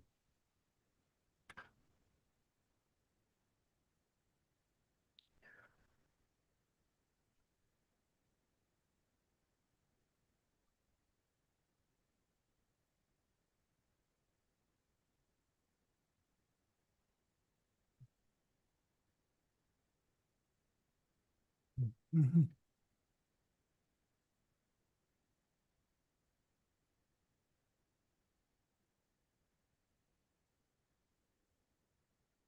Mhm.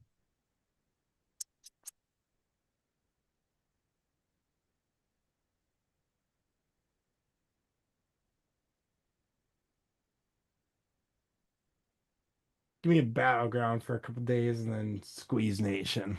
That's what I want.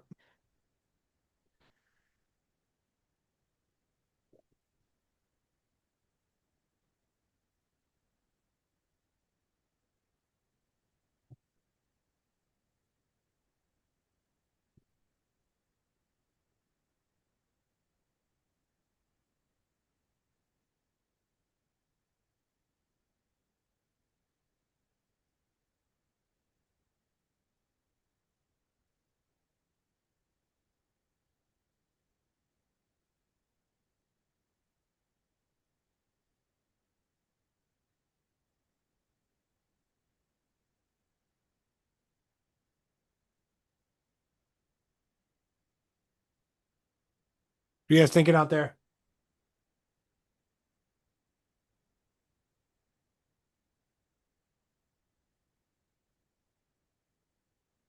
Short BM and R. What?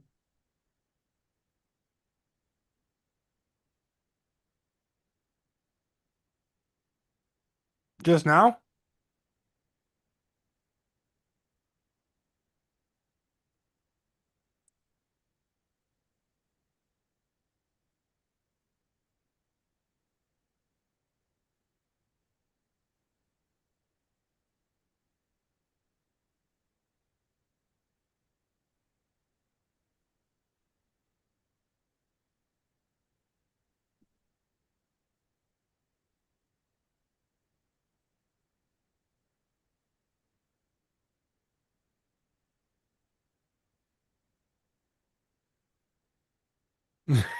Guys, that's a good line. Mm.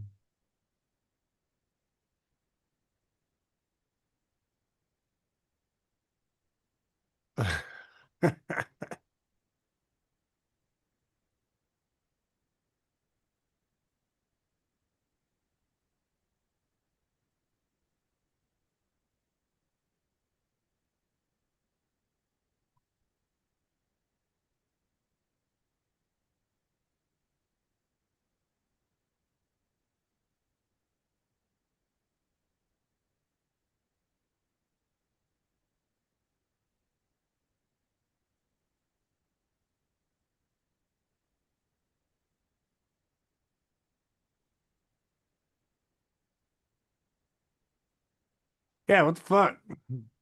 Bitcoin sucks.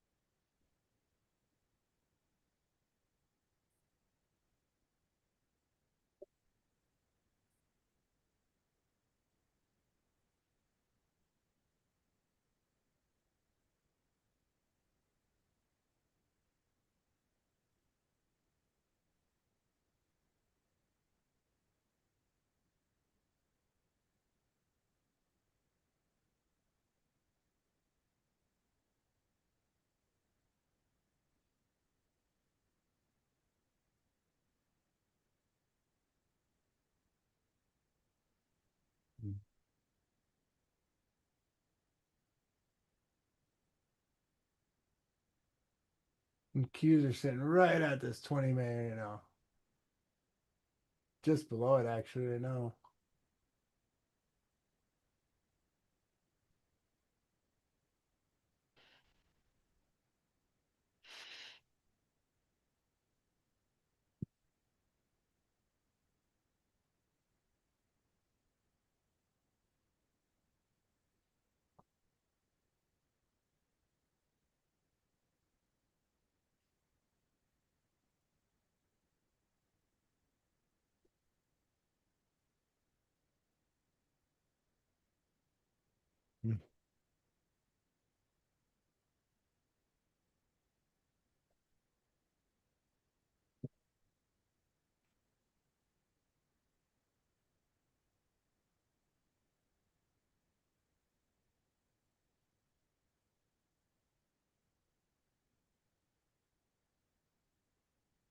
Nvidia is coming into lows right now.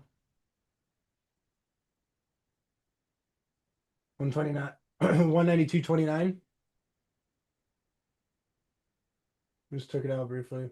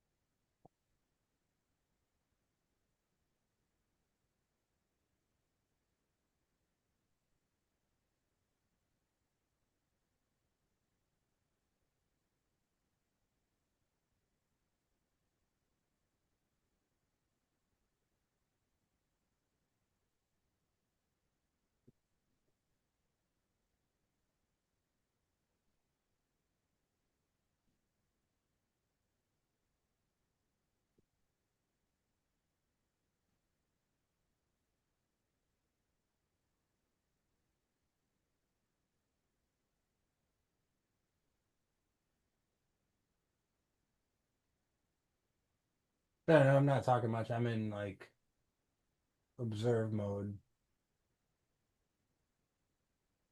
Me too. Hardcore. Me too.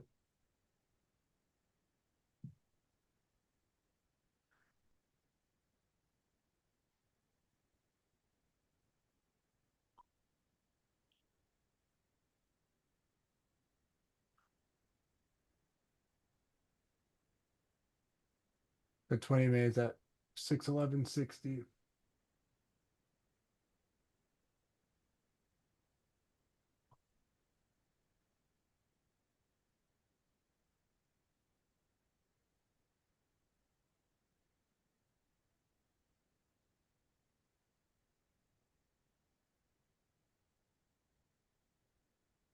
Mm.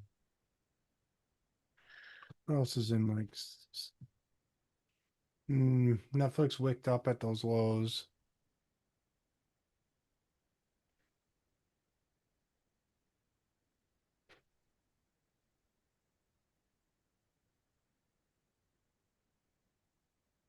Maybe be a little cautious with VIX back above 20 for sure.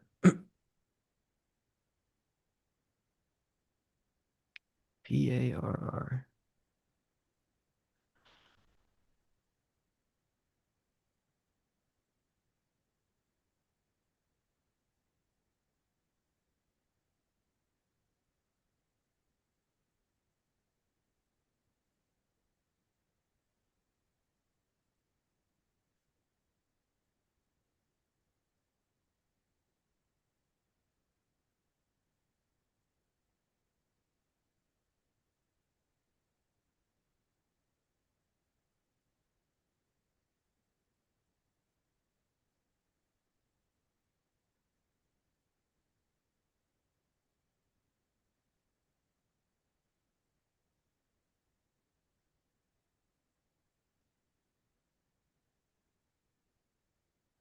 And Bitcoin could bearish engulf.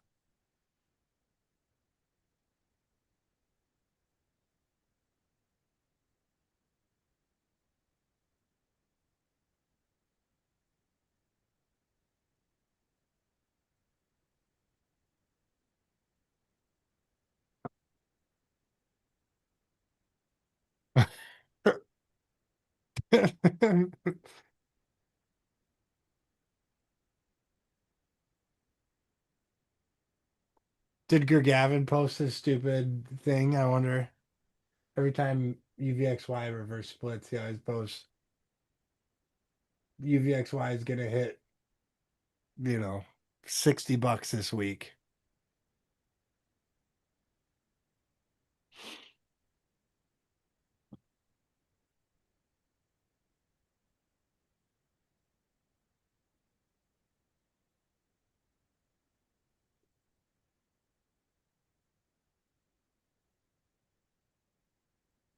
Hughes lows. VIX starting to ramp a little bit.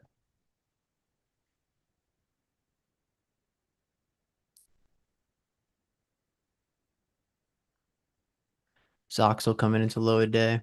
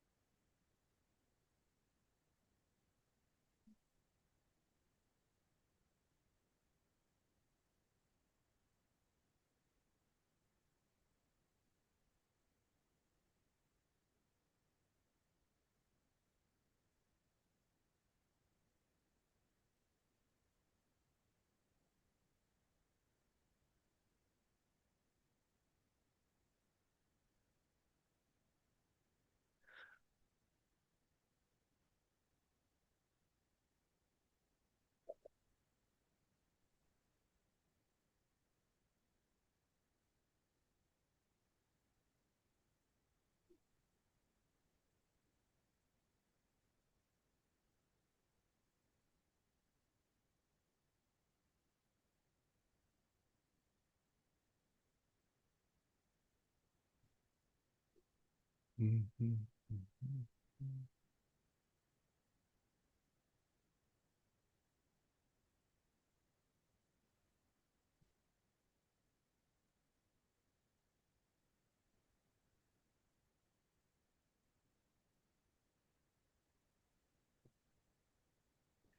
So just for some perspective, This is what NQ looks like. It had like obviously they, overnight move and it popped up into that spot. It's back below the 50.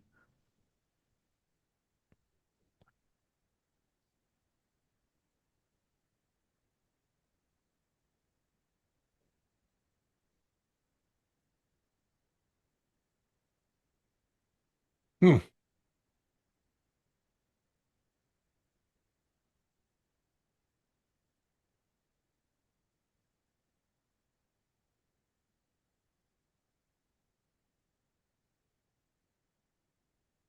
Got some work to do on that chart there. Yeah.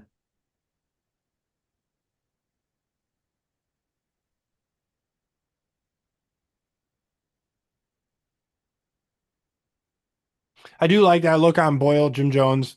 Um, Kind of reminds me of God. There was this. I know I've brought this up before, but there was like this random setup on Morgan Stanley in like 2024. Morgan Stanley always sets up this way. Hold on, let me find it. Soxel just made low day. I think I'm too far back. Not there. Uh,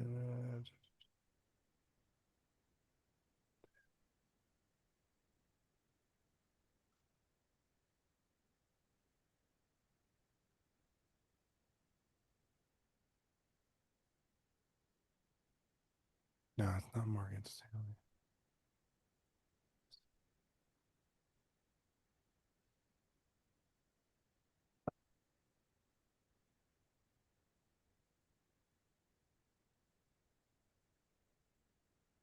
Anyways, I can't find what I was thinking. I wasn't thinking Morgan Stanley. I'm wrong. BE is almost back red. God, if there's a short, if market ends up failing, this is probably one of the better shorts here.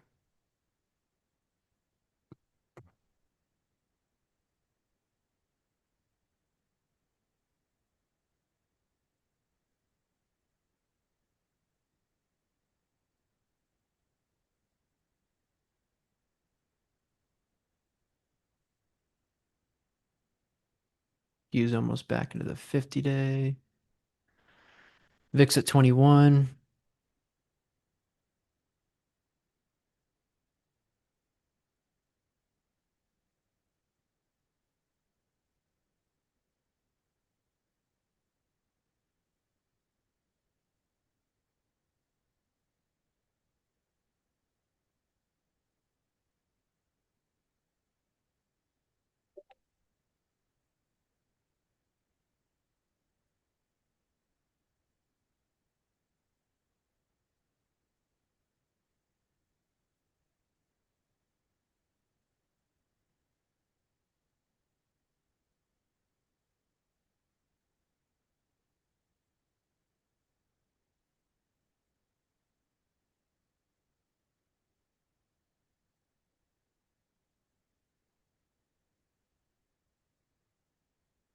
A lot of stocks rolling off their highs intraday.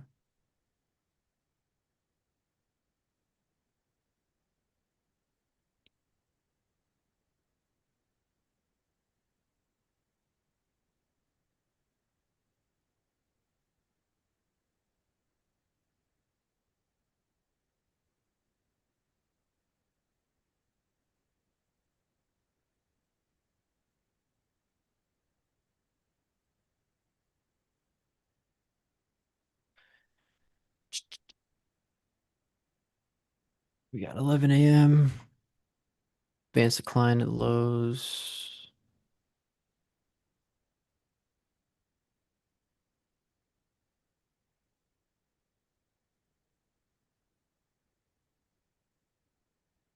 Yeah, Bitcoin speeding up. Dude, damn. How many people keep trying that? Just keep puking out each low. It's crazy. Some That is STR. like the worst kind of downtrend.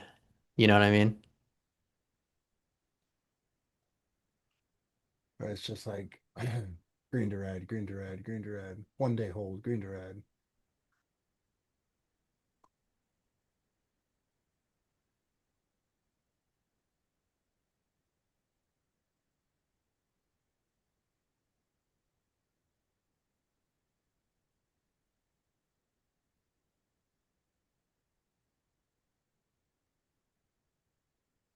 Got Nvidia kind of leading the way lower right now.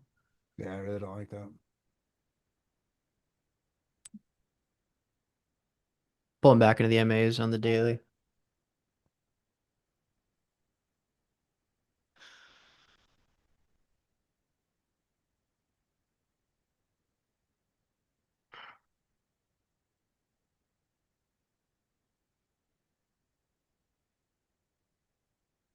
Technically, you got Q's leading down versus SPY,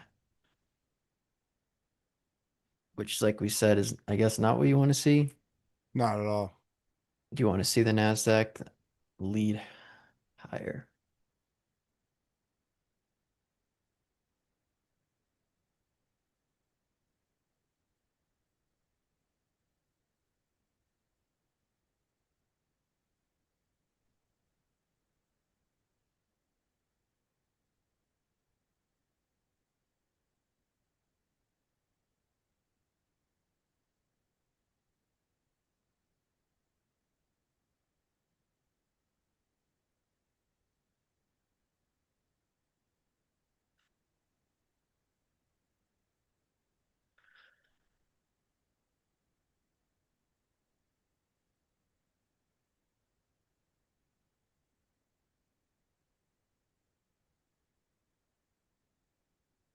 Q's at the 50-day right now.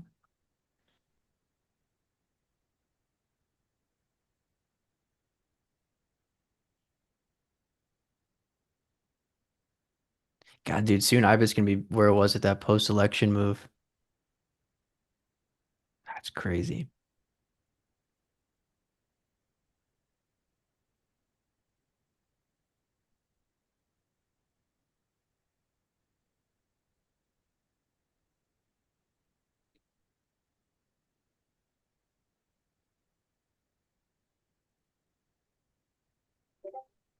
Damn, AMD's almost flat.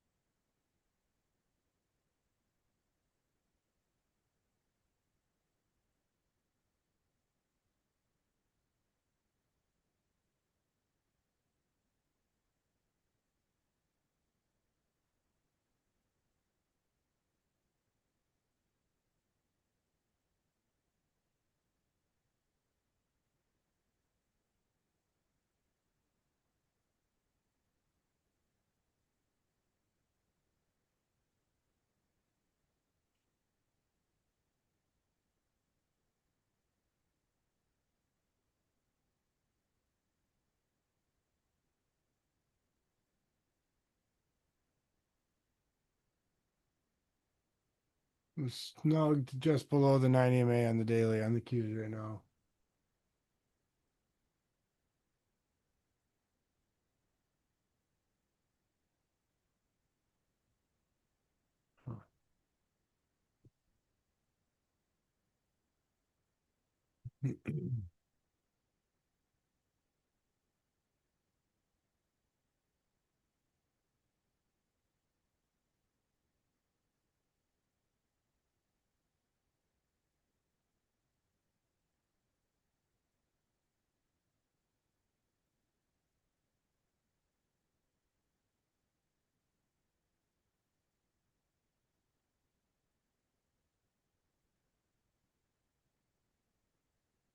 Pretty, yeah, pretty heavy sell on these indexes and IWM too.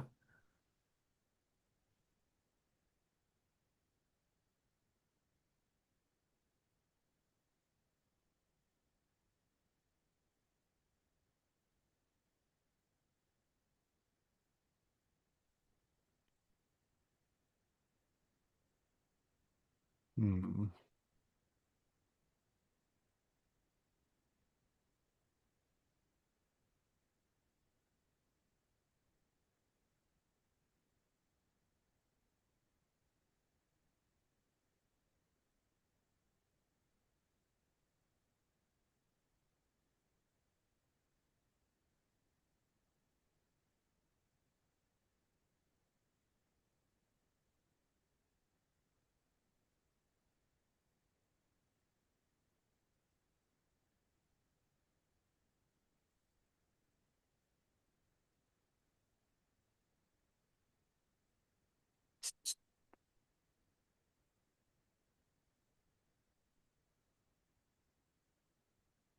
Hey, I'll be right back. All right, man. I'm just kind of reminding myself of what some of these moves can look like on a daily basis.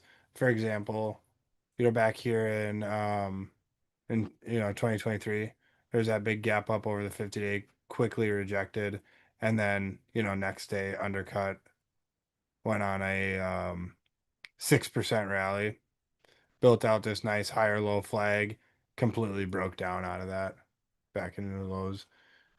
And we're still seeing some of that just more janky behavior, right? And then you get just fixated in that not trust mindset. And again, this is like bigger picture, right? Um, and I'm still not certain that that's the right mindset, but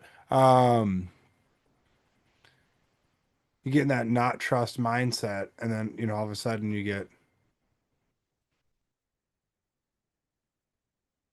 something like this. I know it's a way different time.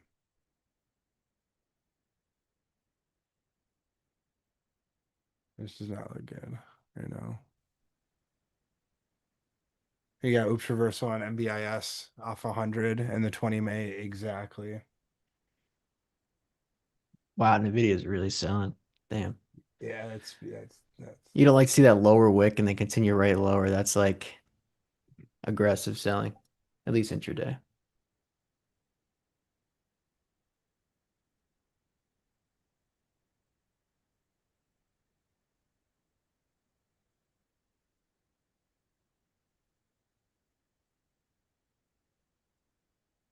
Some lower tails on Bitcoin, Ethereum intraday. Q's just touched yesterday's high right now to the penny.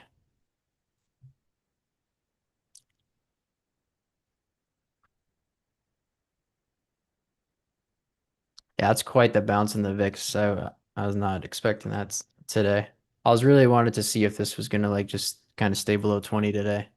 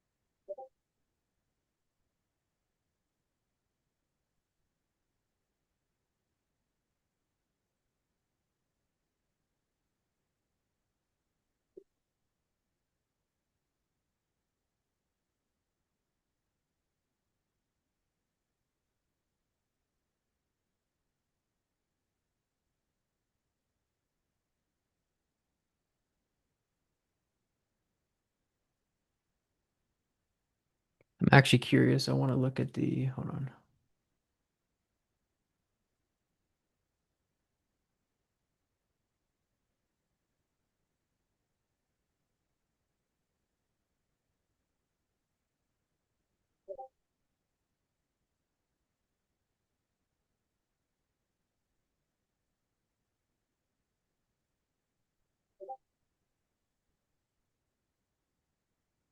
the four T's of volatile markets. There we go. I just made a new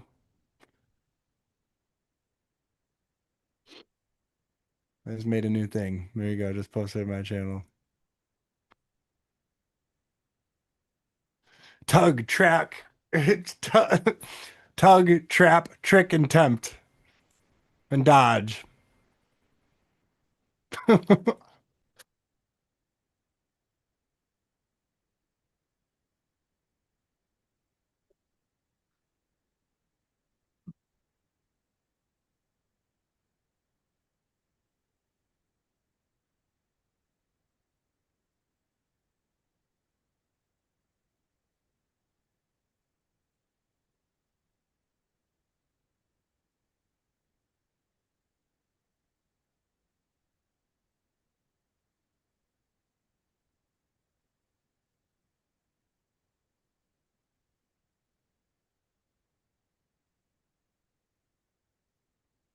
Oh,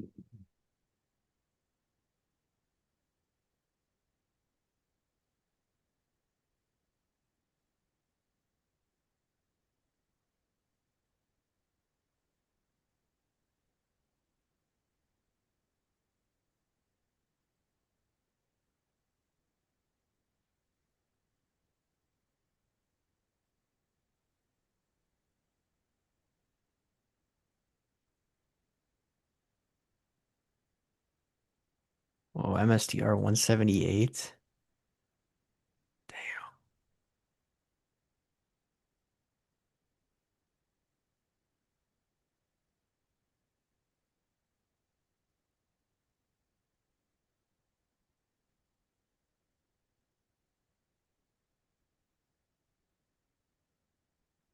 I'm gonna use AI to find a fifth one.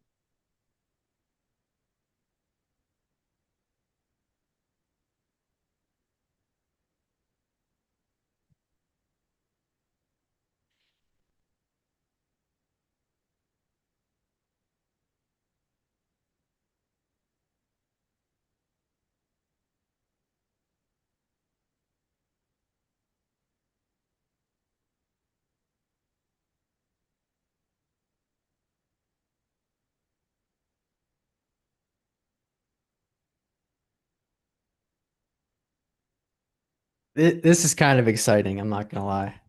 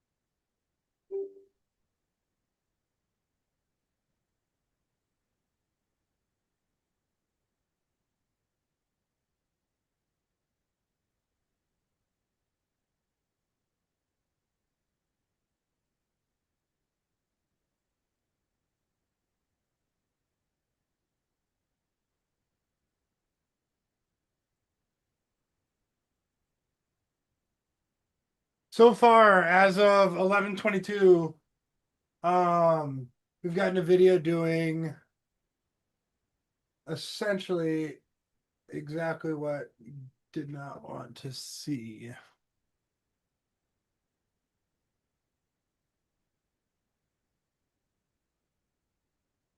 Mm.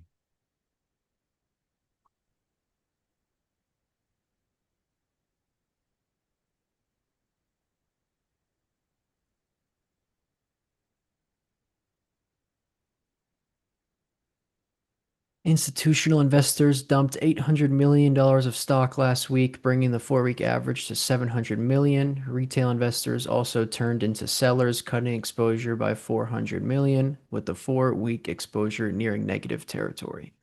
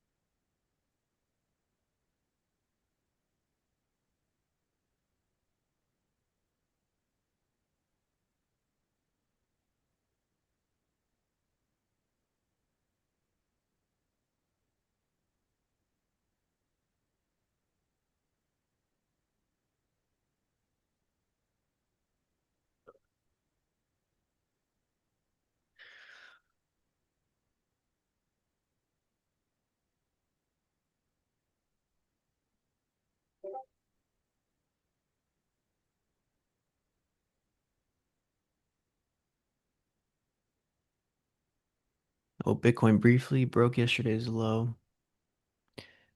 God, the range on that candle. 5.5% from high day.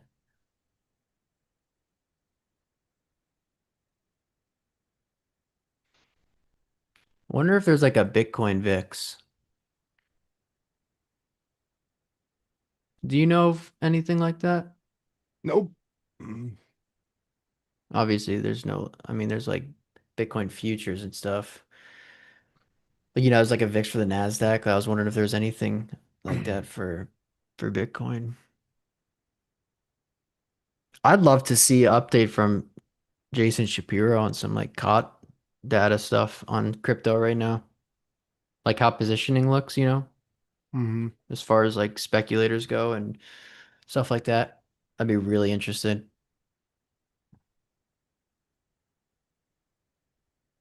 MSTZ.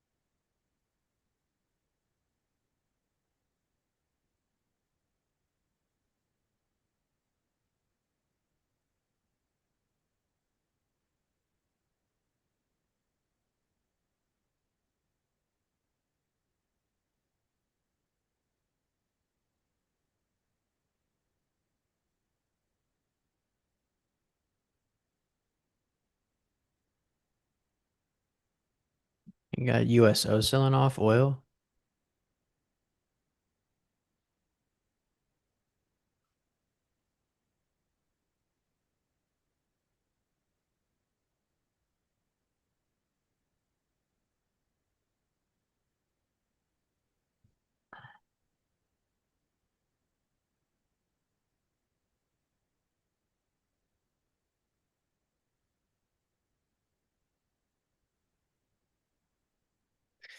VIX popped into 22. I believe that was yesterday's low on VIX. Yeah, 2193.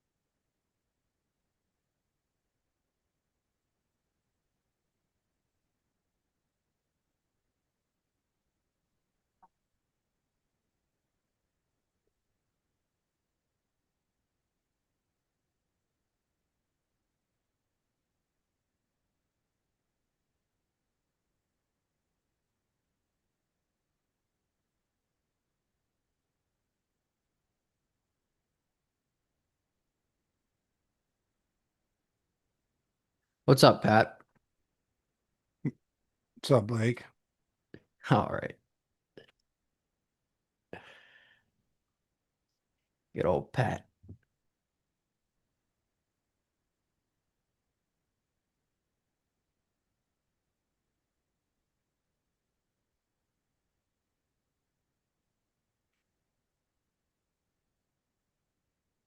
Good old Pat.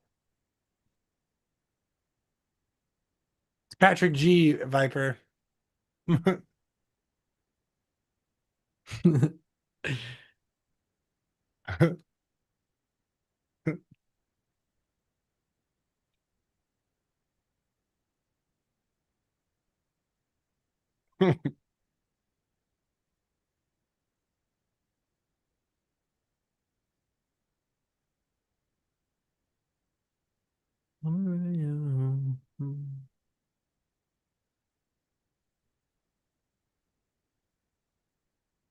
I'm just looking back, right. Okay, so especially after seeing this fade right now, I'm just looking back at 2023, or whatever, whenever. Pick your time of markets below the 20 MA. The one constant characterization is um trapping, in my opinion. The five T's of trading. Tease, track, tease, trap, trick, tempt, and tease. Yeah. I don't know. I'm just really trying to stay focused on the bigger picture. I mean, nice roll in the market. I've caught these shorts in the past and was pretty good at them, but God, I get so lost in like the micro movements, and then end up missing out on the bigger move. And then weeks later after the market comes out of it or whatever it may be, you look back on the little trades you're taking intraday and it feels like nothing. Mm-hmm. Everyone's got their styles and stuff, which is awesome, but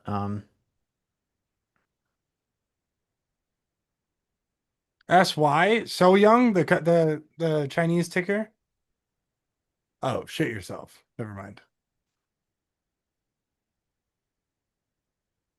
No, I mean, I'm just looking back at this SY is an interesting company. It's like Uber for boob jobs in China, I'm pretty sure, by the way. wait, what?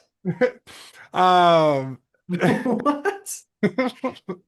I swear, All right. I swear to God. It here, let me look it up. They do like it's like an online marketplace for medical aesthetics, I believe is like the proper definition. But okay, never mind. You're not talking about that. You're talking about an At least he's abbreviation. still got a sense of humor. Um yeah, the Qs are making lows right now. That's so nasty. Um anyways, I digress. Um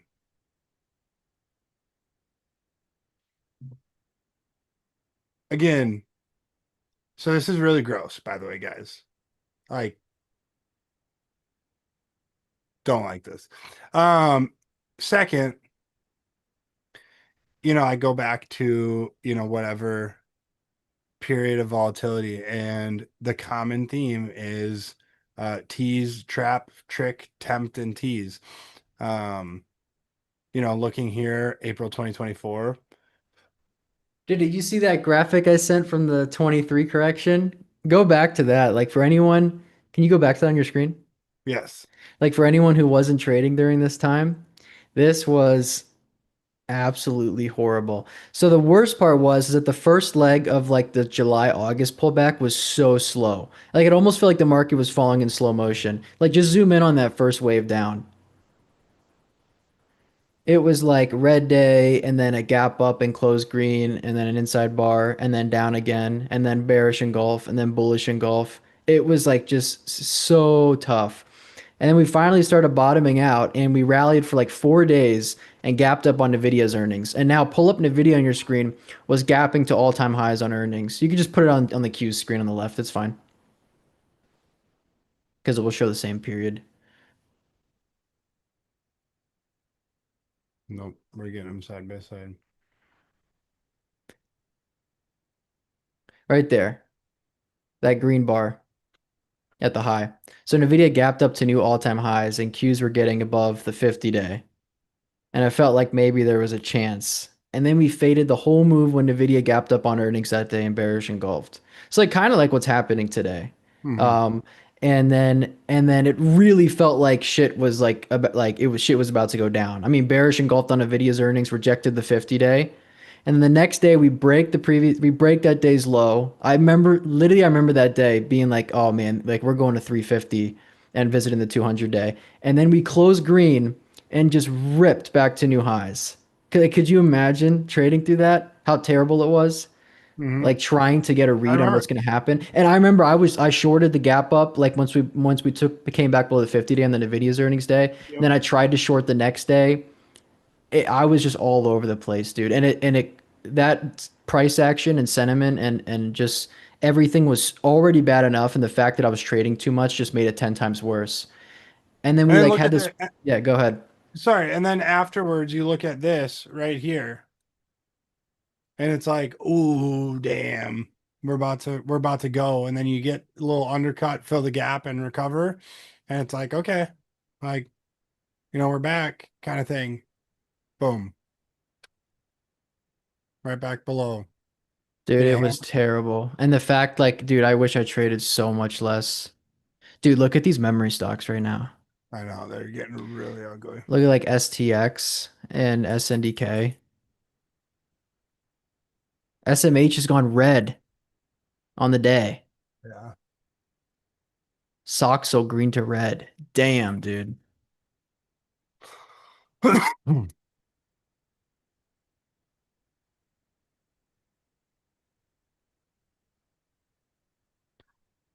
I'll be 100% honest with you. I did not expect us to fade at all today, but I'm still happy with my decision of not doing anything on the gap.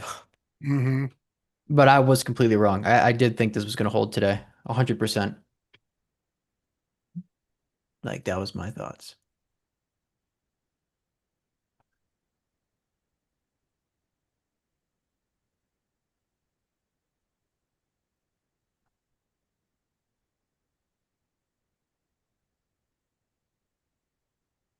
And then and then the other part about this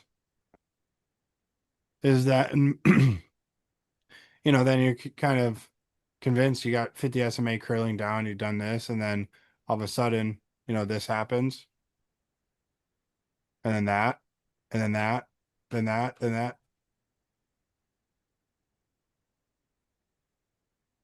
Dude, look at this daily bar on the VIX.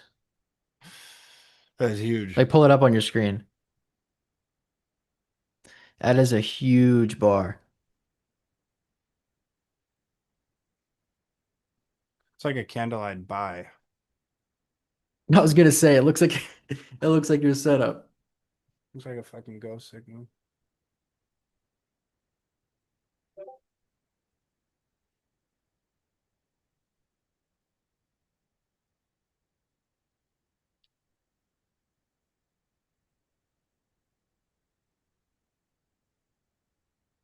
Wow, those memory stocks got nasty.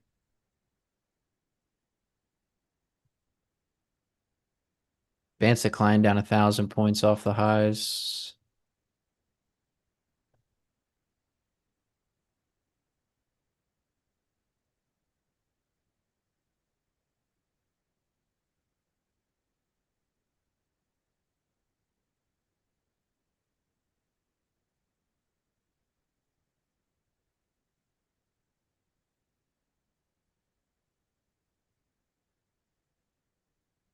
Damn, Buckethead. That's a crazy visual.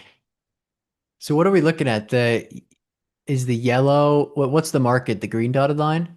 The price is the yellow line right there of the S&P, and then Okay, the market's yellow. green line is the amount of calls being bought, and the red line is the amount of puts being bought, essentially. Okay. What's the green dotted line? Like that. Uh, I don't know. I think it's Out the money like, calls. oh, out the money. Okay.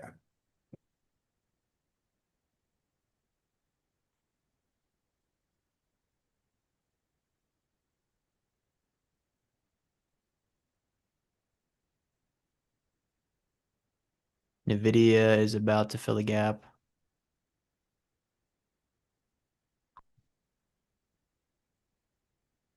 Dude, this is man, look at this VIX, dude, intraday.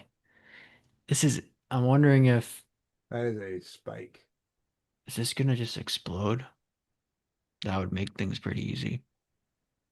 I hope so. Advanced decline is starting to speed up.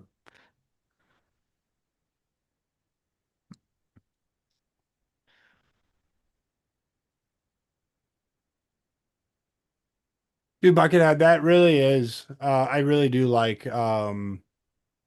Market that. I really like looking at that. Is that just unusual whales? Yeah, What is unusual whale. that? Yeah, okay.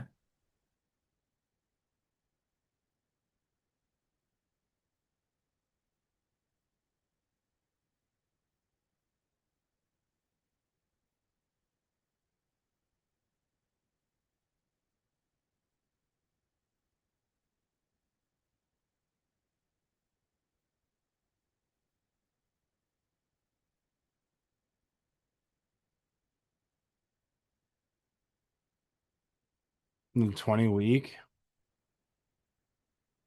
Yeah, it is, isn't it?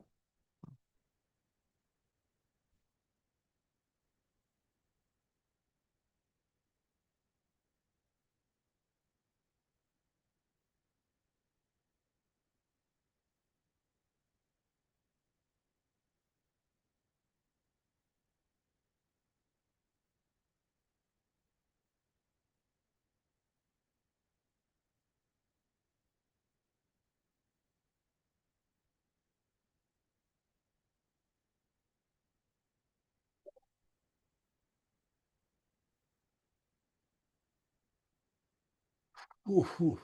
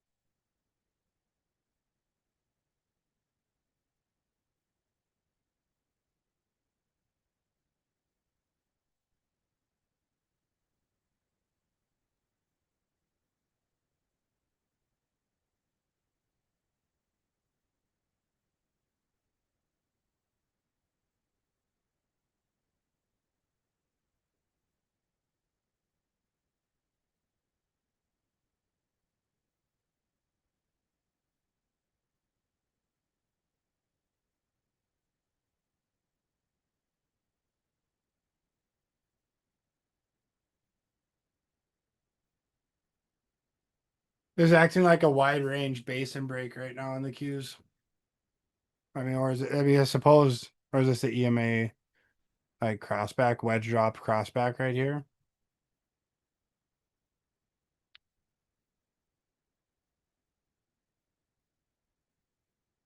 It's not necessarily avoid gap ups. Um, there's strategies on gap ups to employ, but a lot of that's thrown out the window when you're gapping up into declining moving averages. Um, this was a big gap up. So I also thought it would hold. I guess I wasn't open. It very well could have been. If I was in a little bit shorter term mindset, I would have been open to the sweep over, um, 613.30 and then roll back down. Um, this kind of became really quick selling right there, right at 11 a.m. Um, but like it's not avoid gap ups because I do like gap ups when there's a tailwind with it. Um, and I'll buy them. Wolf, great example right here, about $6.91. It's an individual stock. And then you guys look at what the Qs are doing that day, right? Actually, we were kind of coming out of a correction, but what were we doing that day? What day was that? 8:14.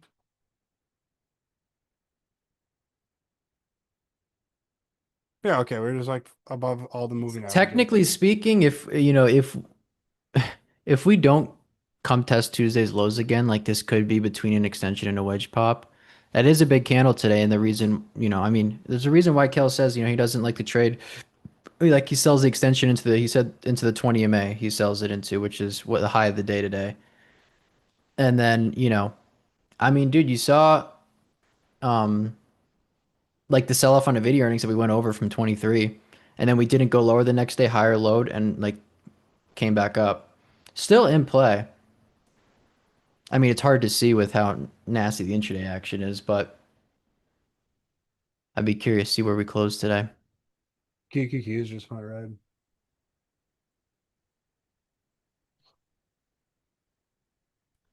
Go look at UVXY. Yeah, that's a go signal.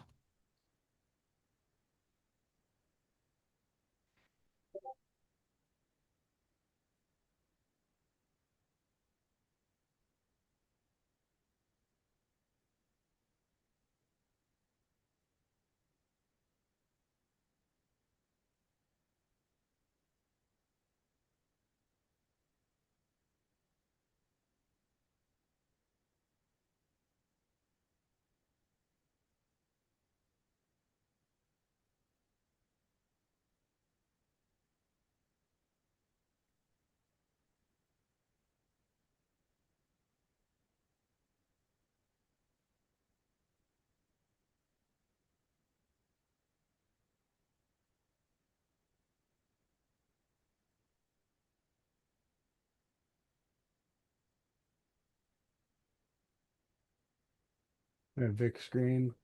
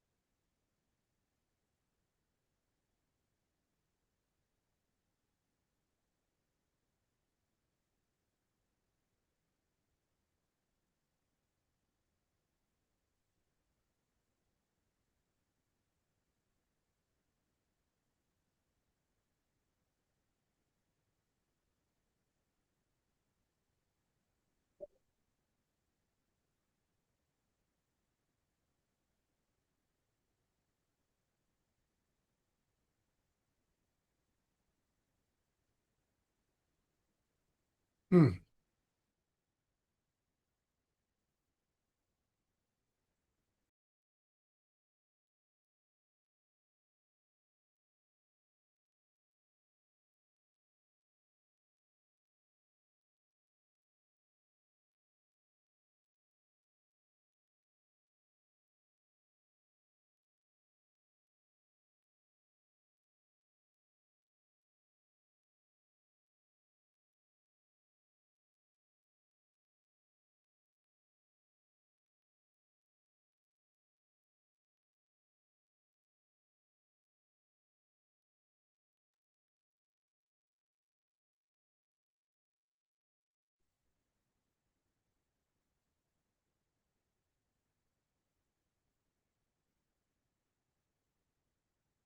Yeah, so I want to read what that So Young company does because that was funny.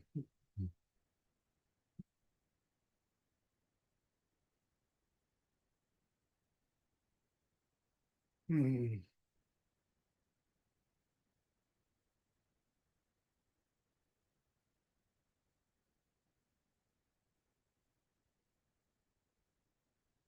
The advanced decline positive 195 right now. QQQ possibly stalling at the red to green.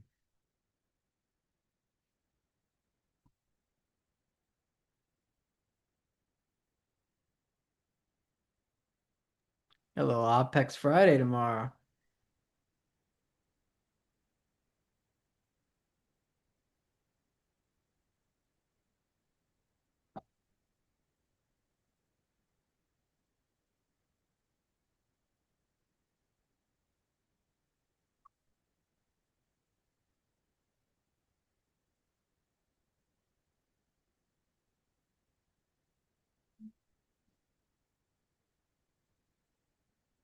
Oops.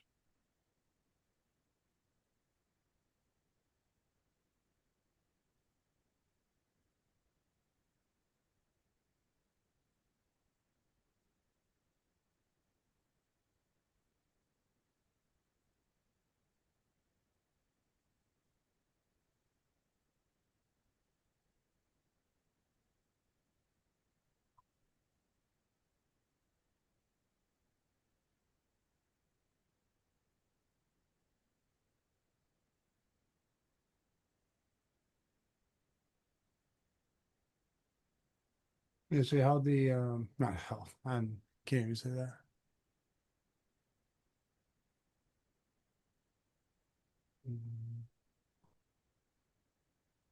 I know, dark.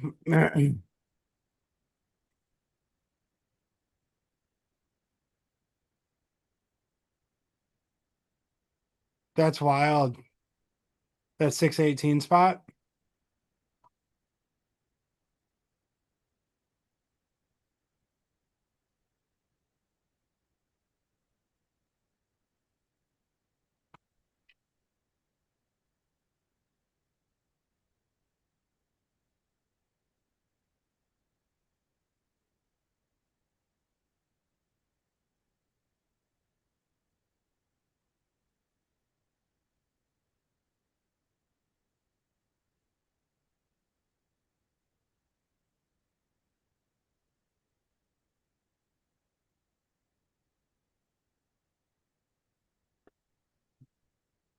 And my mom just got here.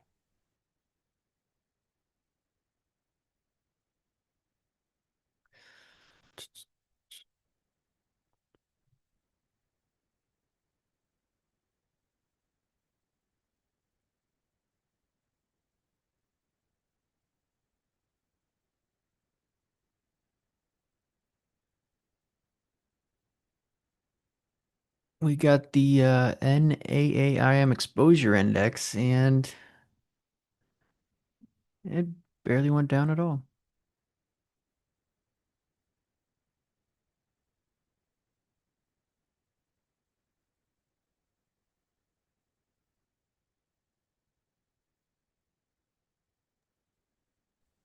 Hmm.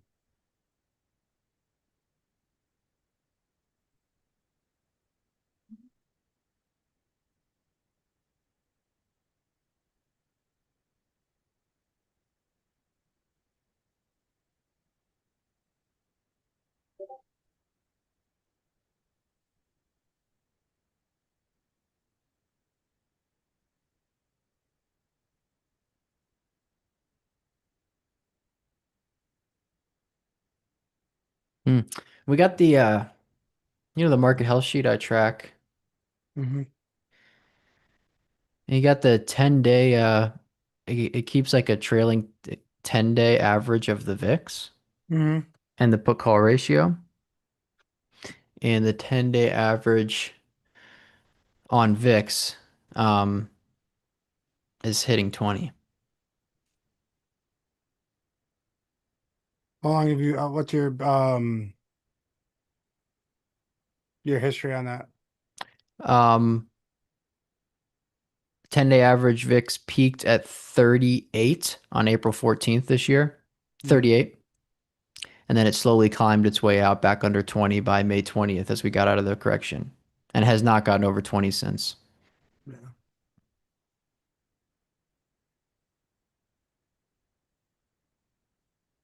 Depends, Grover. What sector?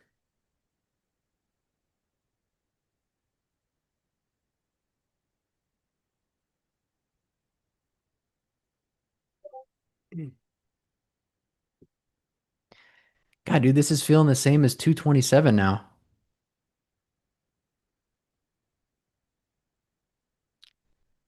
So some of those rotations, healthcare does feel a little bit different. Healthcare does feel like more of a type behavior versus defensive and rotational. Although typically, the there's a difference, and sometimes it can be hard to spot the difference between like rotation to defensive and then like positioning into a group um via like accumulation. Um that can be hard to spot. I do think that healthcare is a bit more accumulative versus defensively rotate defensive rotation. Okay. Um, but that's yet to be seen. Um,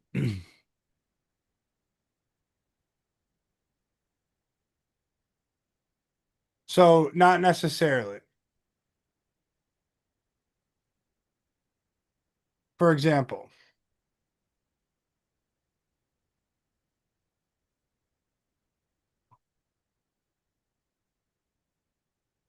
look at the way healthcare acted from February to the April lows. Okay. Once that correlation, which by the way is a good thing to look for, look at this correlation April 3rd, 4th, and 7th, right? The correlation was essentially 1 to 1. This had relative strength, right? From late January, which by the way, this was DeepSeek day right here, where this was up 2.25% all the way through the end of March. So here's April 1st. Okay. Is that relative strength or is that just defensive rotation?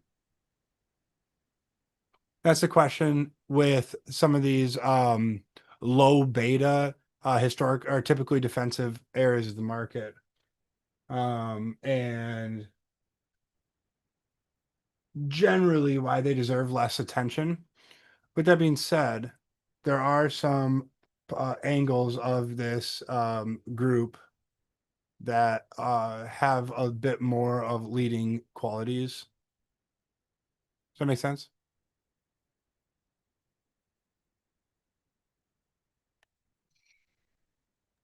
Yeah, it makes sense.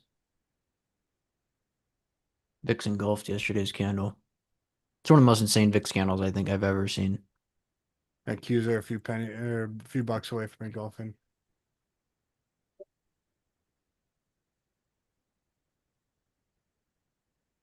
So you got VIX above yesterday's high and SPY not below yesterday's low. Interesting. It was broke back below last week's low on the Qs.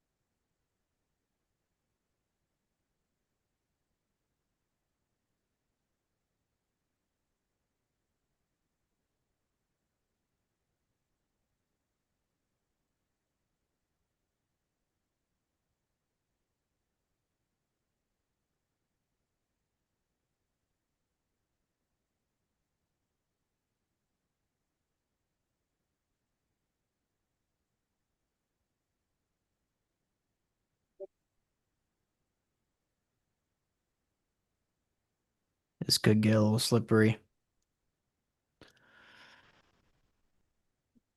VIX about to break weekly highs. Holy shit, it's at 26, dude.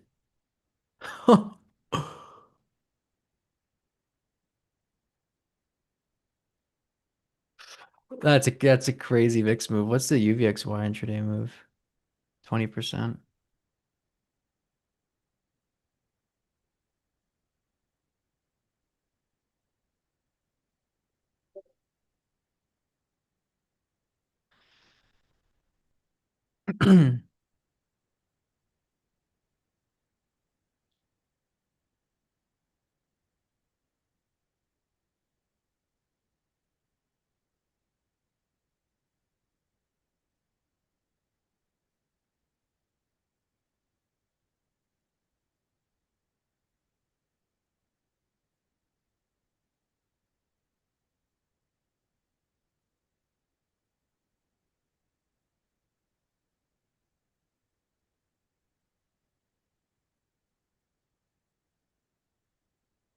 That last 1 minute candle on the Qs is equal to as much range as we had on the Qs a majority of days in June and July. Yeah, like 0.5%. Yeah.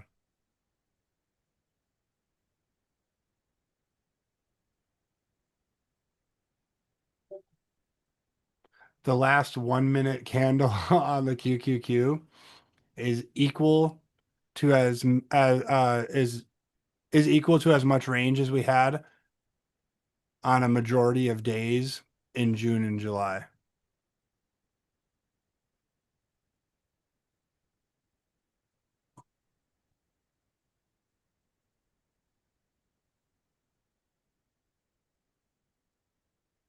Dude, that's crazy to think about.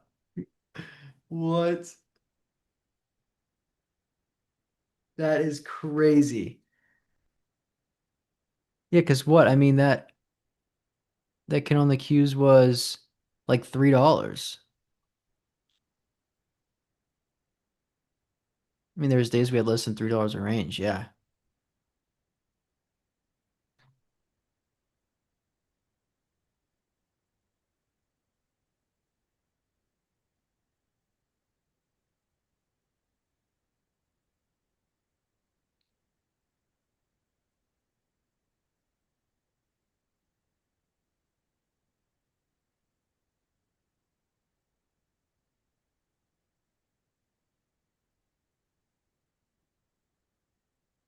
Oh, I don't care to be wrong and to not have expected this. I'm not looking at this and being like, well, what could I have seen to expect this and position for it?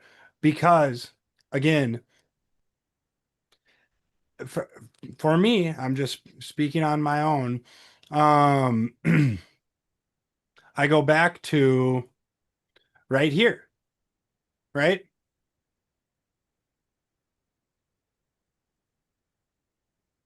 That day. Okay.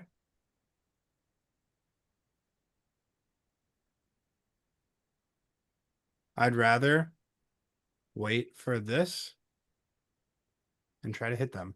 I can make I can make all the money I need to during that. Or this and this can make all the money I need to during that. And I will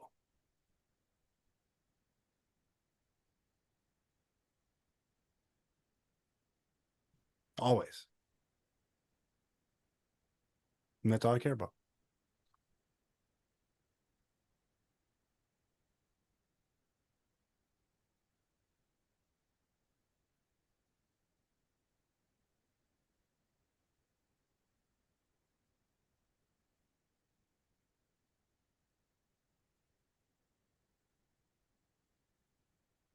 You know what the biggest possible bottom signal that we could get on the market is, Brecco? Listening? This is somewhat satirical and it's about me and something I'll say. You'll get it. What is the number one bottom indicator on the market? Oh, people should know this. No, No. someone's got to know in the chat from being here for like 2 years. Nope. Oh, come on. No, no, no, not me shorted. No. No, come on. Yeah, we had this conversation like recently. Every time. No, it's okay. Just tell him, Bracco. You It, have it. You have it. yeah, You're we right. bought him every time TSDR starts saying, man, I'm not gonna lie, like it wouldn't be surprised if market, you know, goes sideways for like, a year or two. I mean, there's been lost decades and, you know,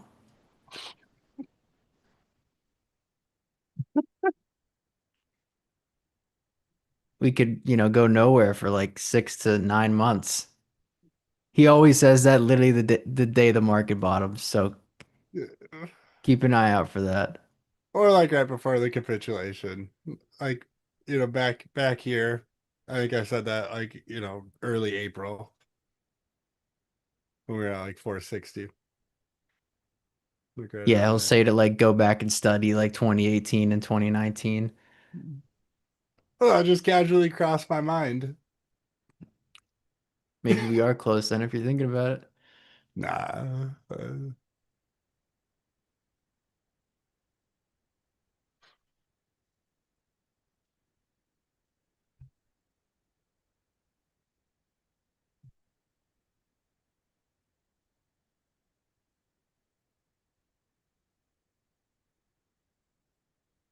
Damn, Hood's down 11% from intraday highs.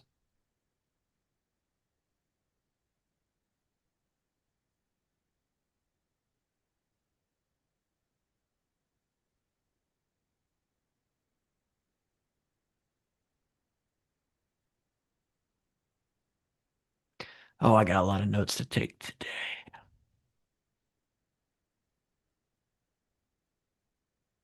I'm gonna run through my sectors.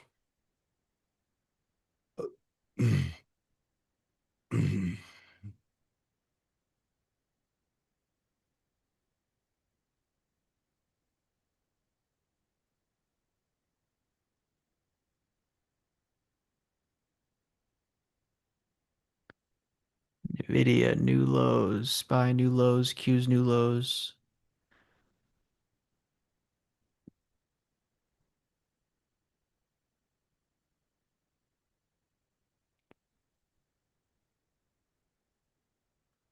Dude, underneath the hood, these sectors look like the S&P did in 2023. XLF, XLC.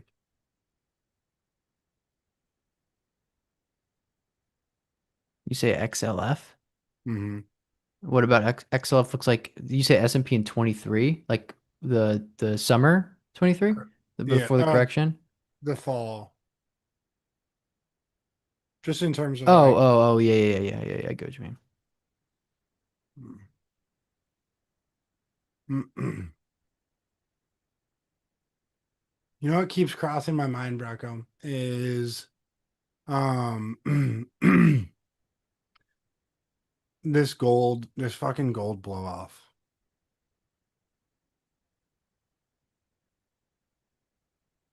It still keeps bugging me.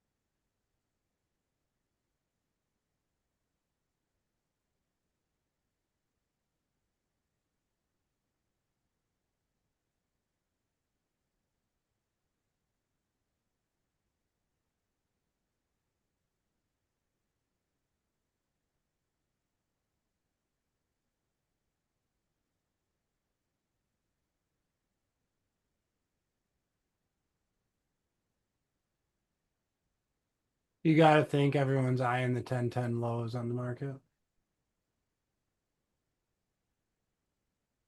Oh my gosh, wait. 70, 67, 62. Dude, the high of today is just over the 1010 highs.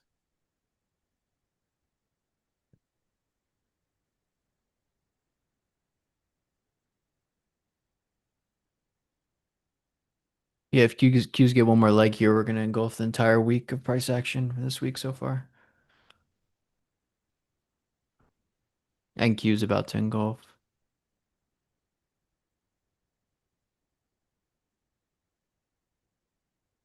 Can have it.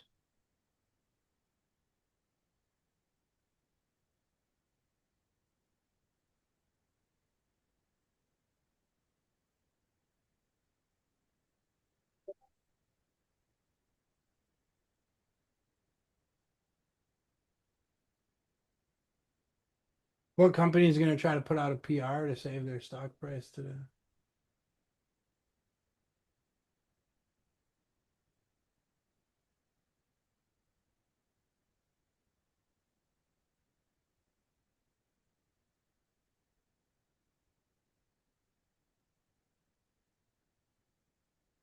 This has the hallmarks of a trend day. Holy fuck, look at the VIX, dude.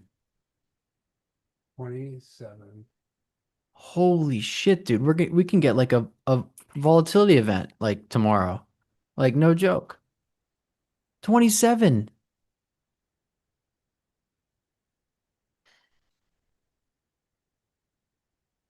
What? That is crazy.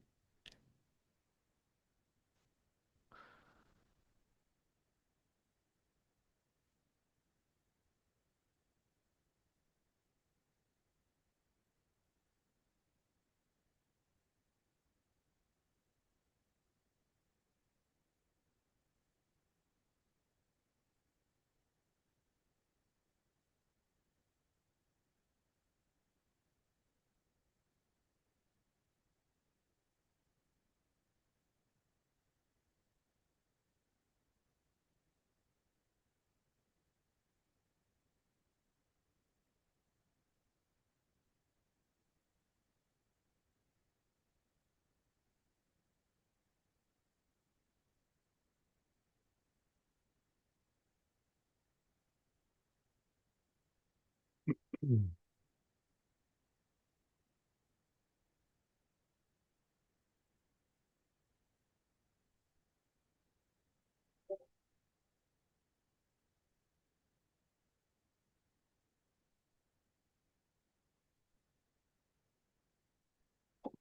God, dude, VIX is almost 28.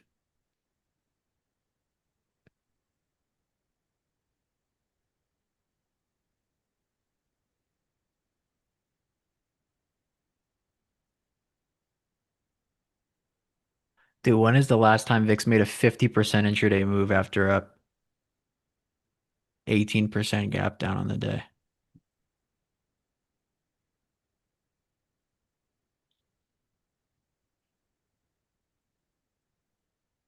Today.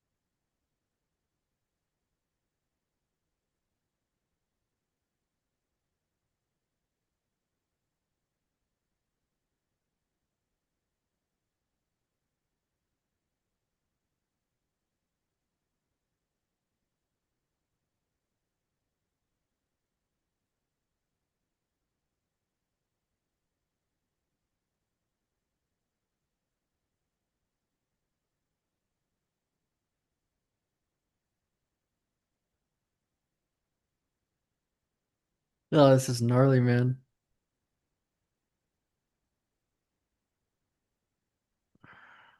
It's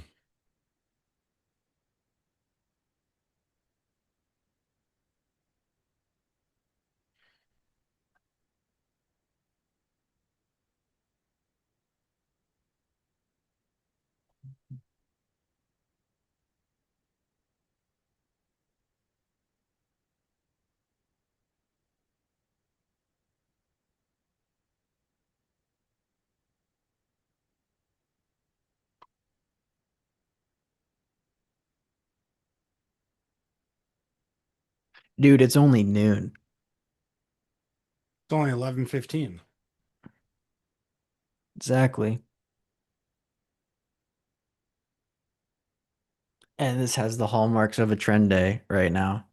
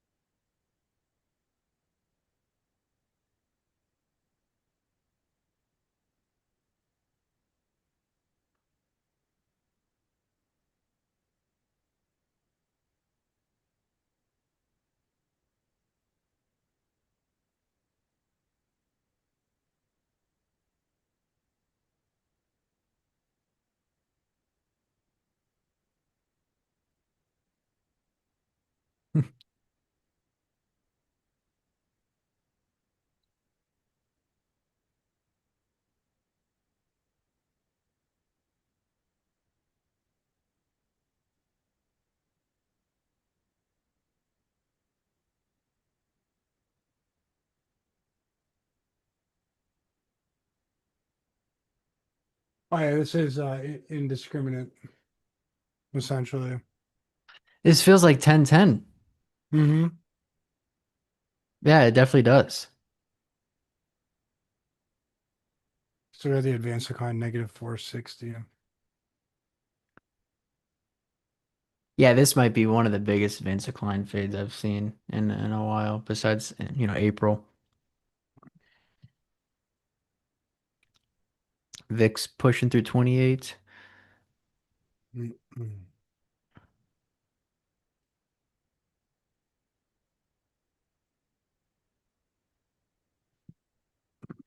Dude, this is crazy because like what was the day, like the day we faded on Nvidia earnings when Nvidia lost a 200 day in February 27th, and that's when the Qs, were down like 3%. Remember that? Was it February 27th? Yes. The VIX went from 17 to 21. Yeah, and we're at 28 right now. It's crazy, dude.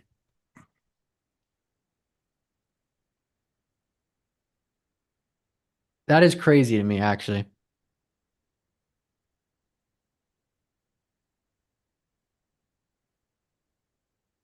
Because we're down less off the highs than we were then.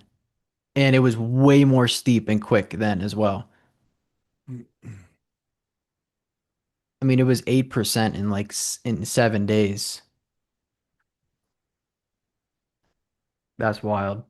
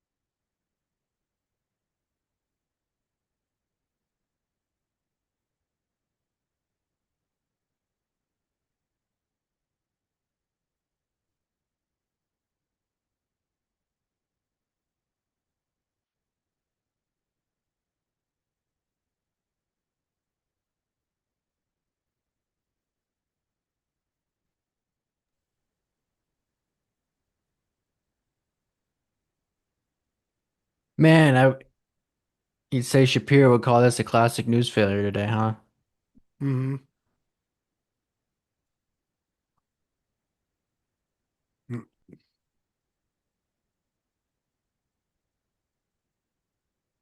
This way is I undercut. mean, this is more exciting. I mean, this is really exciting. I mean, Mhm. get it over with. I mean, imagine if we just dangled in like a dollar price action today up at the high, Yeah. knowing that they wanted to sell this eventually. Like I mean, yeah, give us the big bar today. It's exciting to watch too. This VIX action's crazy, man.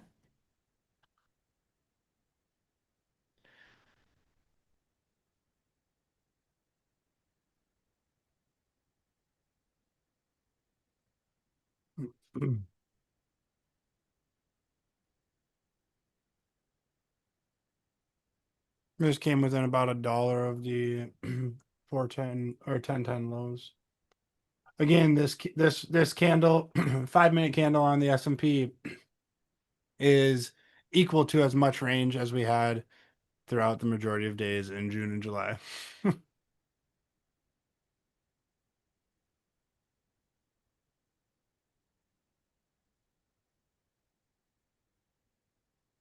Yeah, I thought a move like this was a very, very low probability day, and I mean I knew it was possible, and I mean I didn't want to buy anything on the gap up for that reason. And I was thinking if we pulled back and based and turned back up, that was possible, but we didn't really support it like any levels on the way down. And it's hard for me to short when I don't have like conviction in it or like I'm prepared for it beforehand.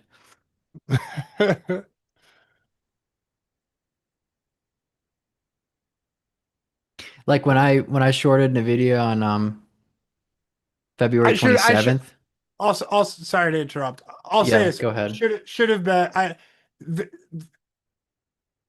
looking back, I should have been more perceptive to the potential of a sell off. It was in the back of my head. I didn't think it was. I'm gonna be honest. I don't care being wrong or whatever. It wasn't something that I um listed as a probability either. So, anyways, Brocco, yeah, about the Nvidia gap up back then.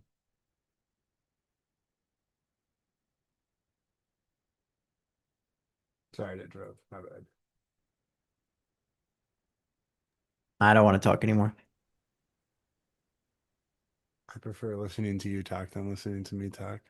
Bro, that picture from It's so Andrew's funny. so funny.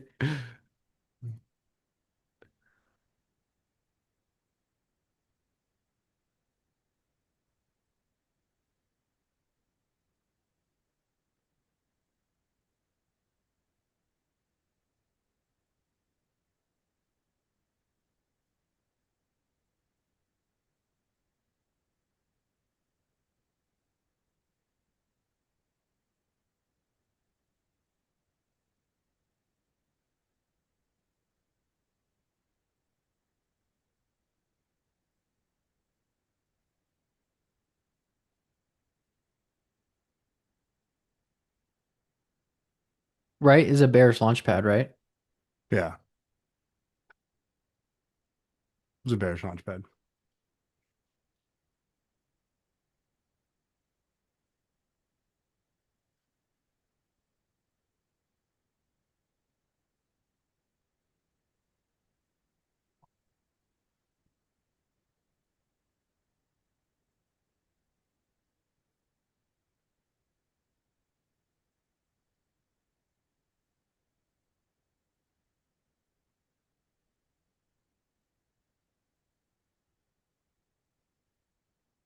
No, I was just saying that short I took, I mean, I had one of my bigger trades in the first quarter on the Nvidia short on February 27th.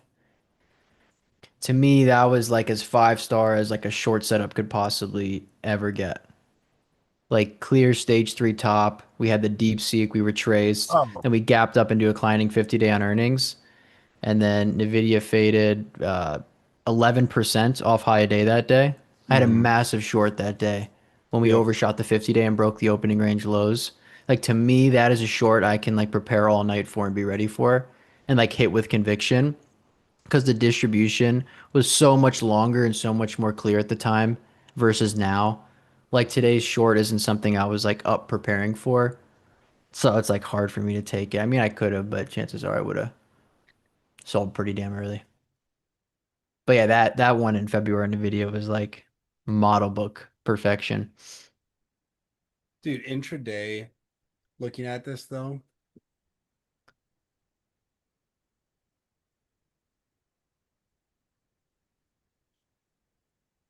I can't look at these. I can't look at them. It's gonna make me wanna day trade. So I'll see that and be like, man,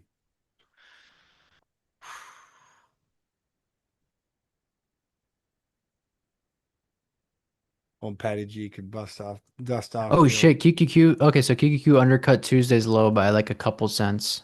yeah. Gotcha.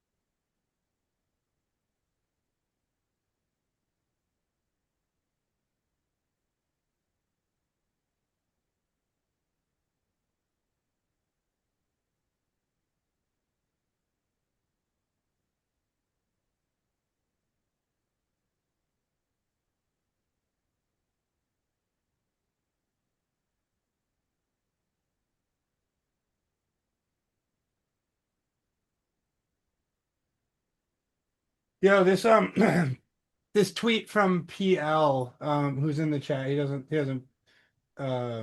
interact in here much, but he's one of my just Rocco. You introduced us to his page, but he's one of the really awesome account. This is a very complex post that he just did, but it's so cool. It's very cool, and that's Dude, what I some of love. his posts are I'll read them 10 times and I still can understand. I'm God, not there smart enough. I love his posts because they make you think. So Every single one much. of his posts make you think. And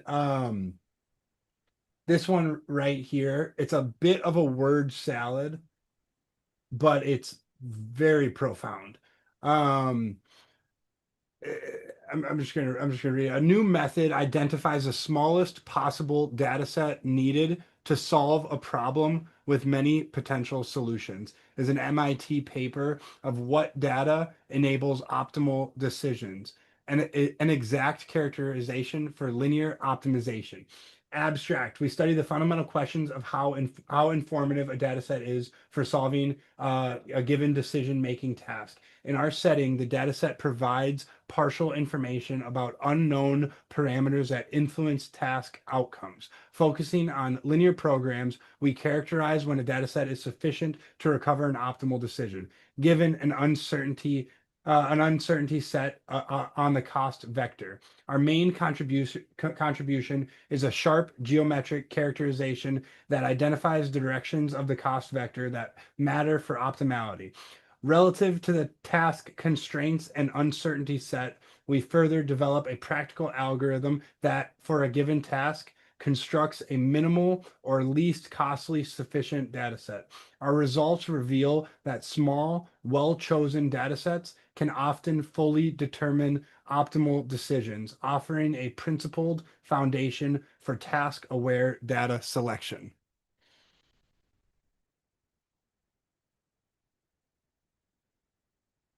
It's from an MIT paper. I was just thinking that. Uh, he said I was just I was just thinking that. Um, I want to focus on the last line quickly. Okay. Our results reveal that a small, well chosen data set can often fully determine optimal decisions, offering a principled foundation for task aware data selection.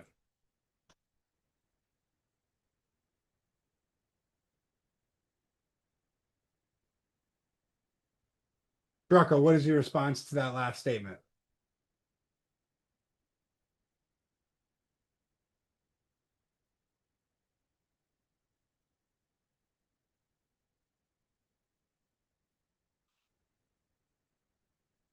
I agree.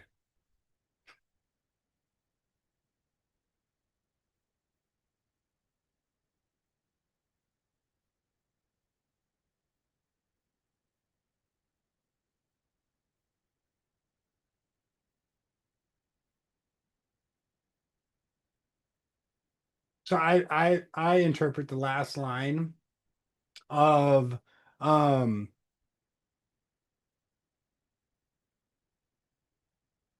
and related to trading is again, our results reveal that a small, well chosen data set can often fully determine optimal decisions, offering a principal foundation for task aware data. So, well chosen data sets can often fully determine optimal decisions. Um, uh, to relate that back to trading, specific, simple, and minimal trading strategies leads to an improvement in execution. Okay. If you're focused on one setup, the likelihood of you being able to over time execute that setup more efficiently is significantly higher than if you have 12 setups and you're constantly looking for all 12 setups and when and where to execute them. Okay. And then offering a principled foundation for task aware data selection. If you are narrowed in on specific setups and requirements to allow for trade execution, your input is decreased, therefore increasing your ability to narrow and focus, which in turn leads to more optimal execution, right? So it's almost reflexive on that. The simplicity and narrowed leads to better execution, leads to more narrowed and simplicity, which leads to better execution, constantly funneling to each other, resulting in um the minimal or least costly sufficient data set.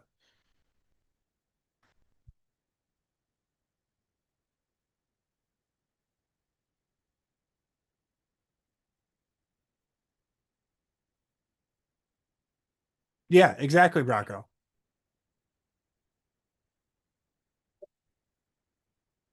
I think I again, like I said, it's very word salady.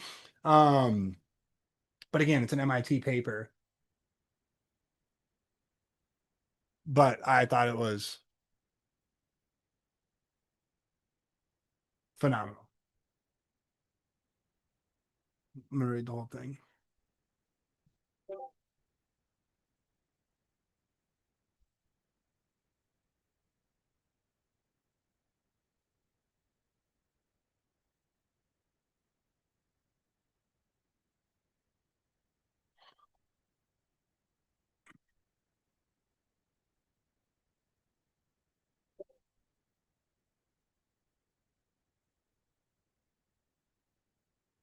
Q's new lows. Rocco.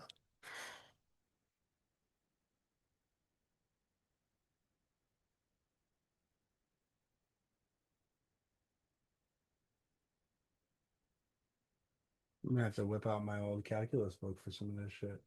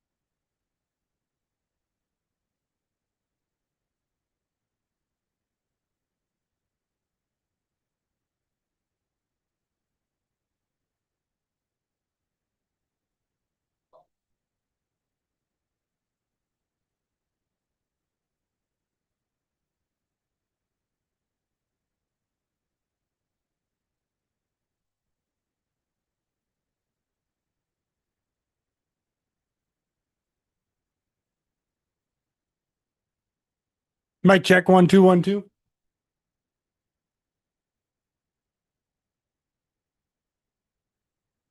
Sorry, I'm reading this MIT paper on linear optimization.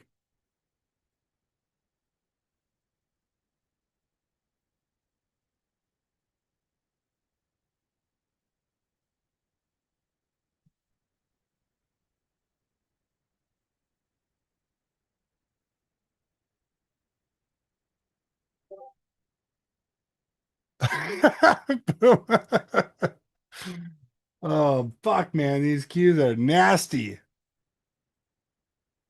589 the low, 589. Oh, did we just break it? Oh no, 82 cents away.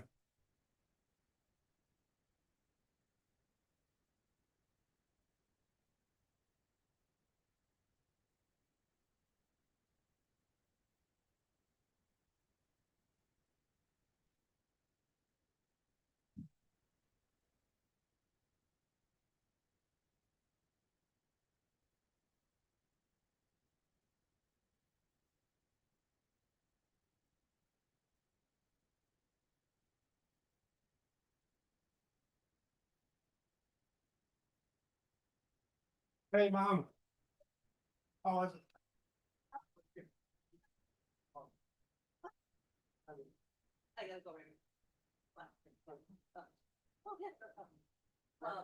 I'm good.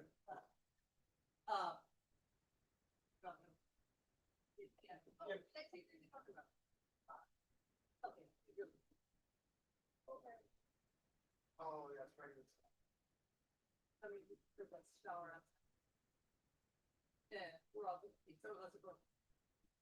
Oh, fuck. Where are you going? So you're coming home for oh.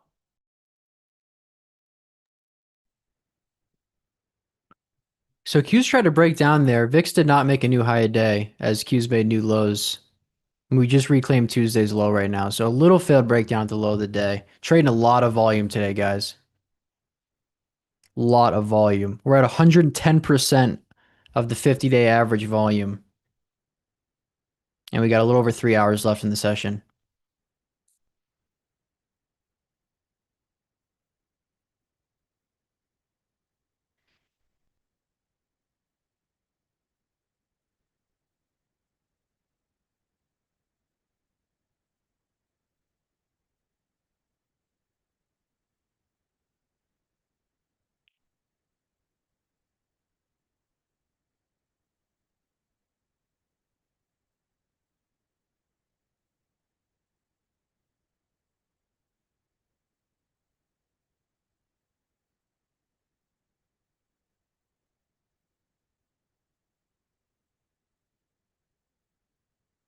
How far is this versus our ADR so far? 1.56% for, wow, 4% intraday range so far. This is honestly really similar to that February 27th day I was talking about earlier.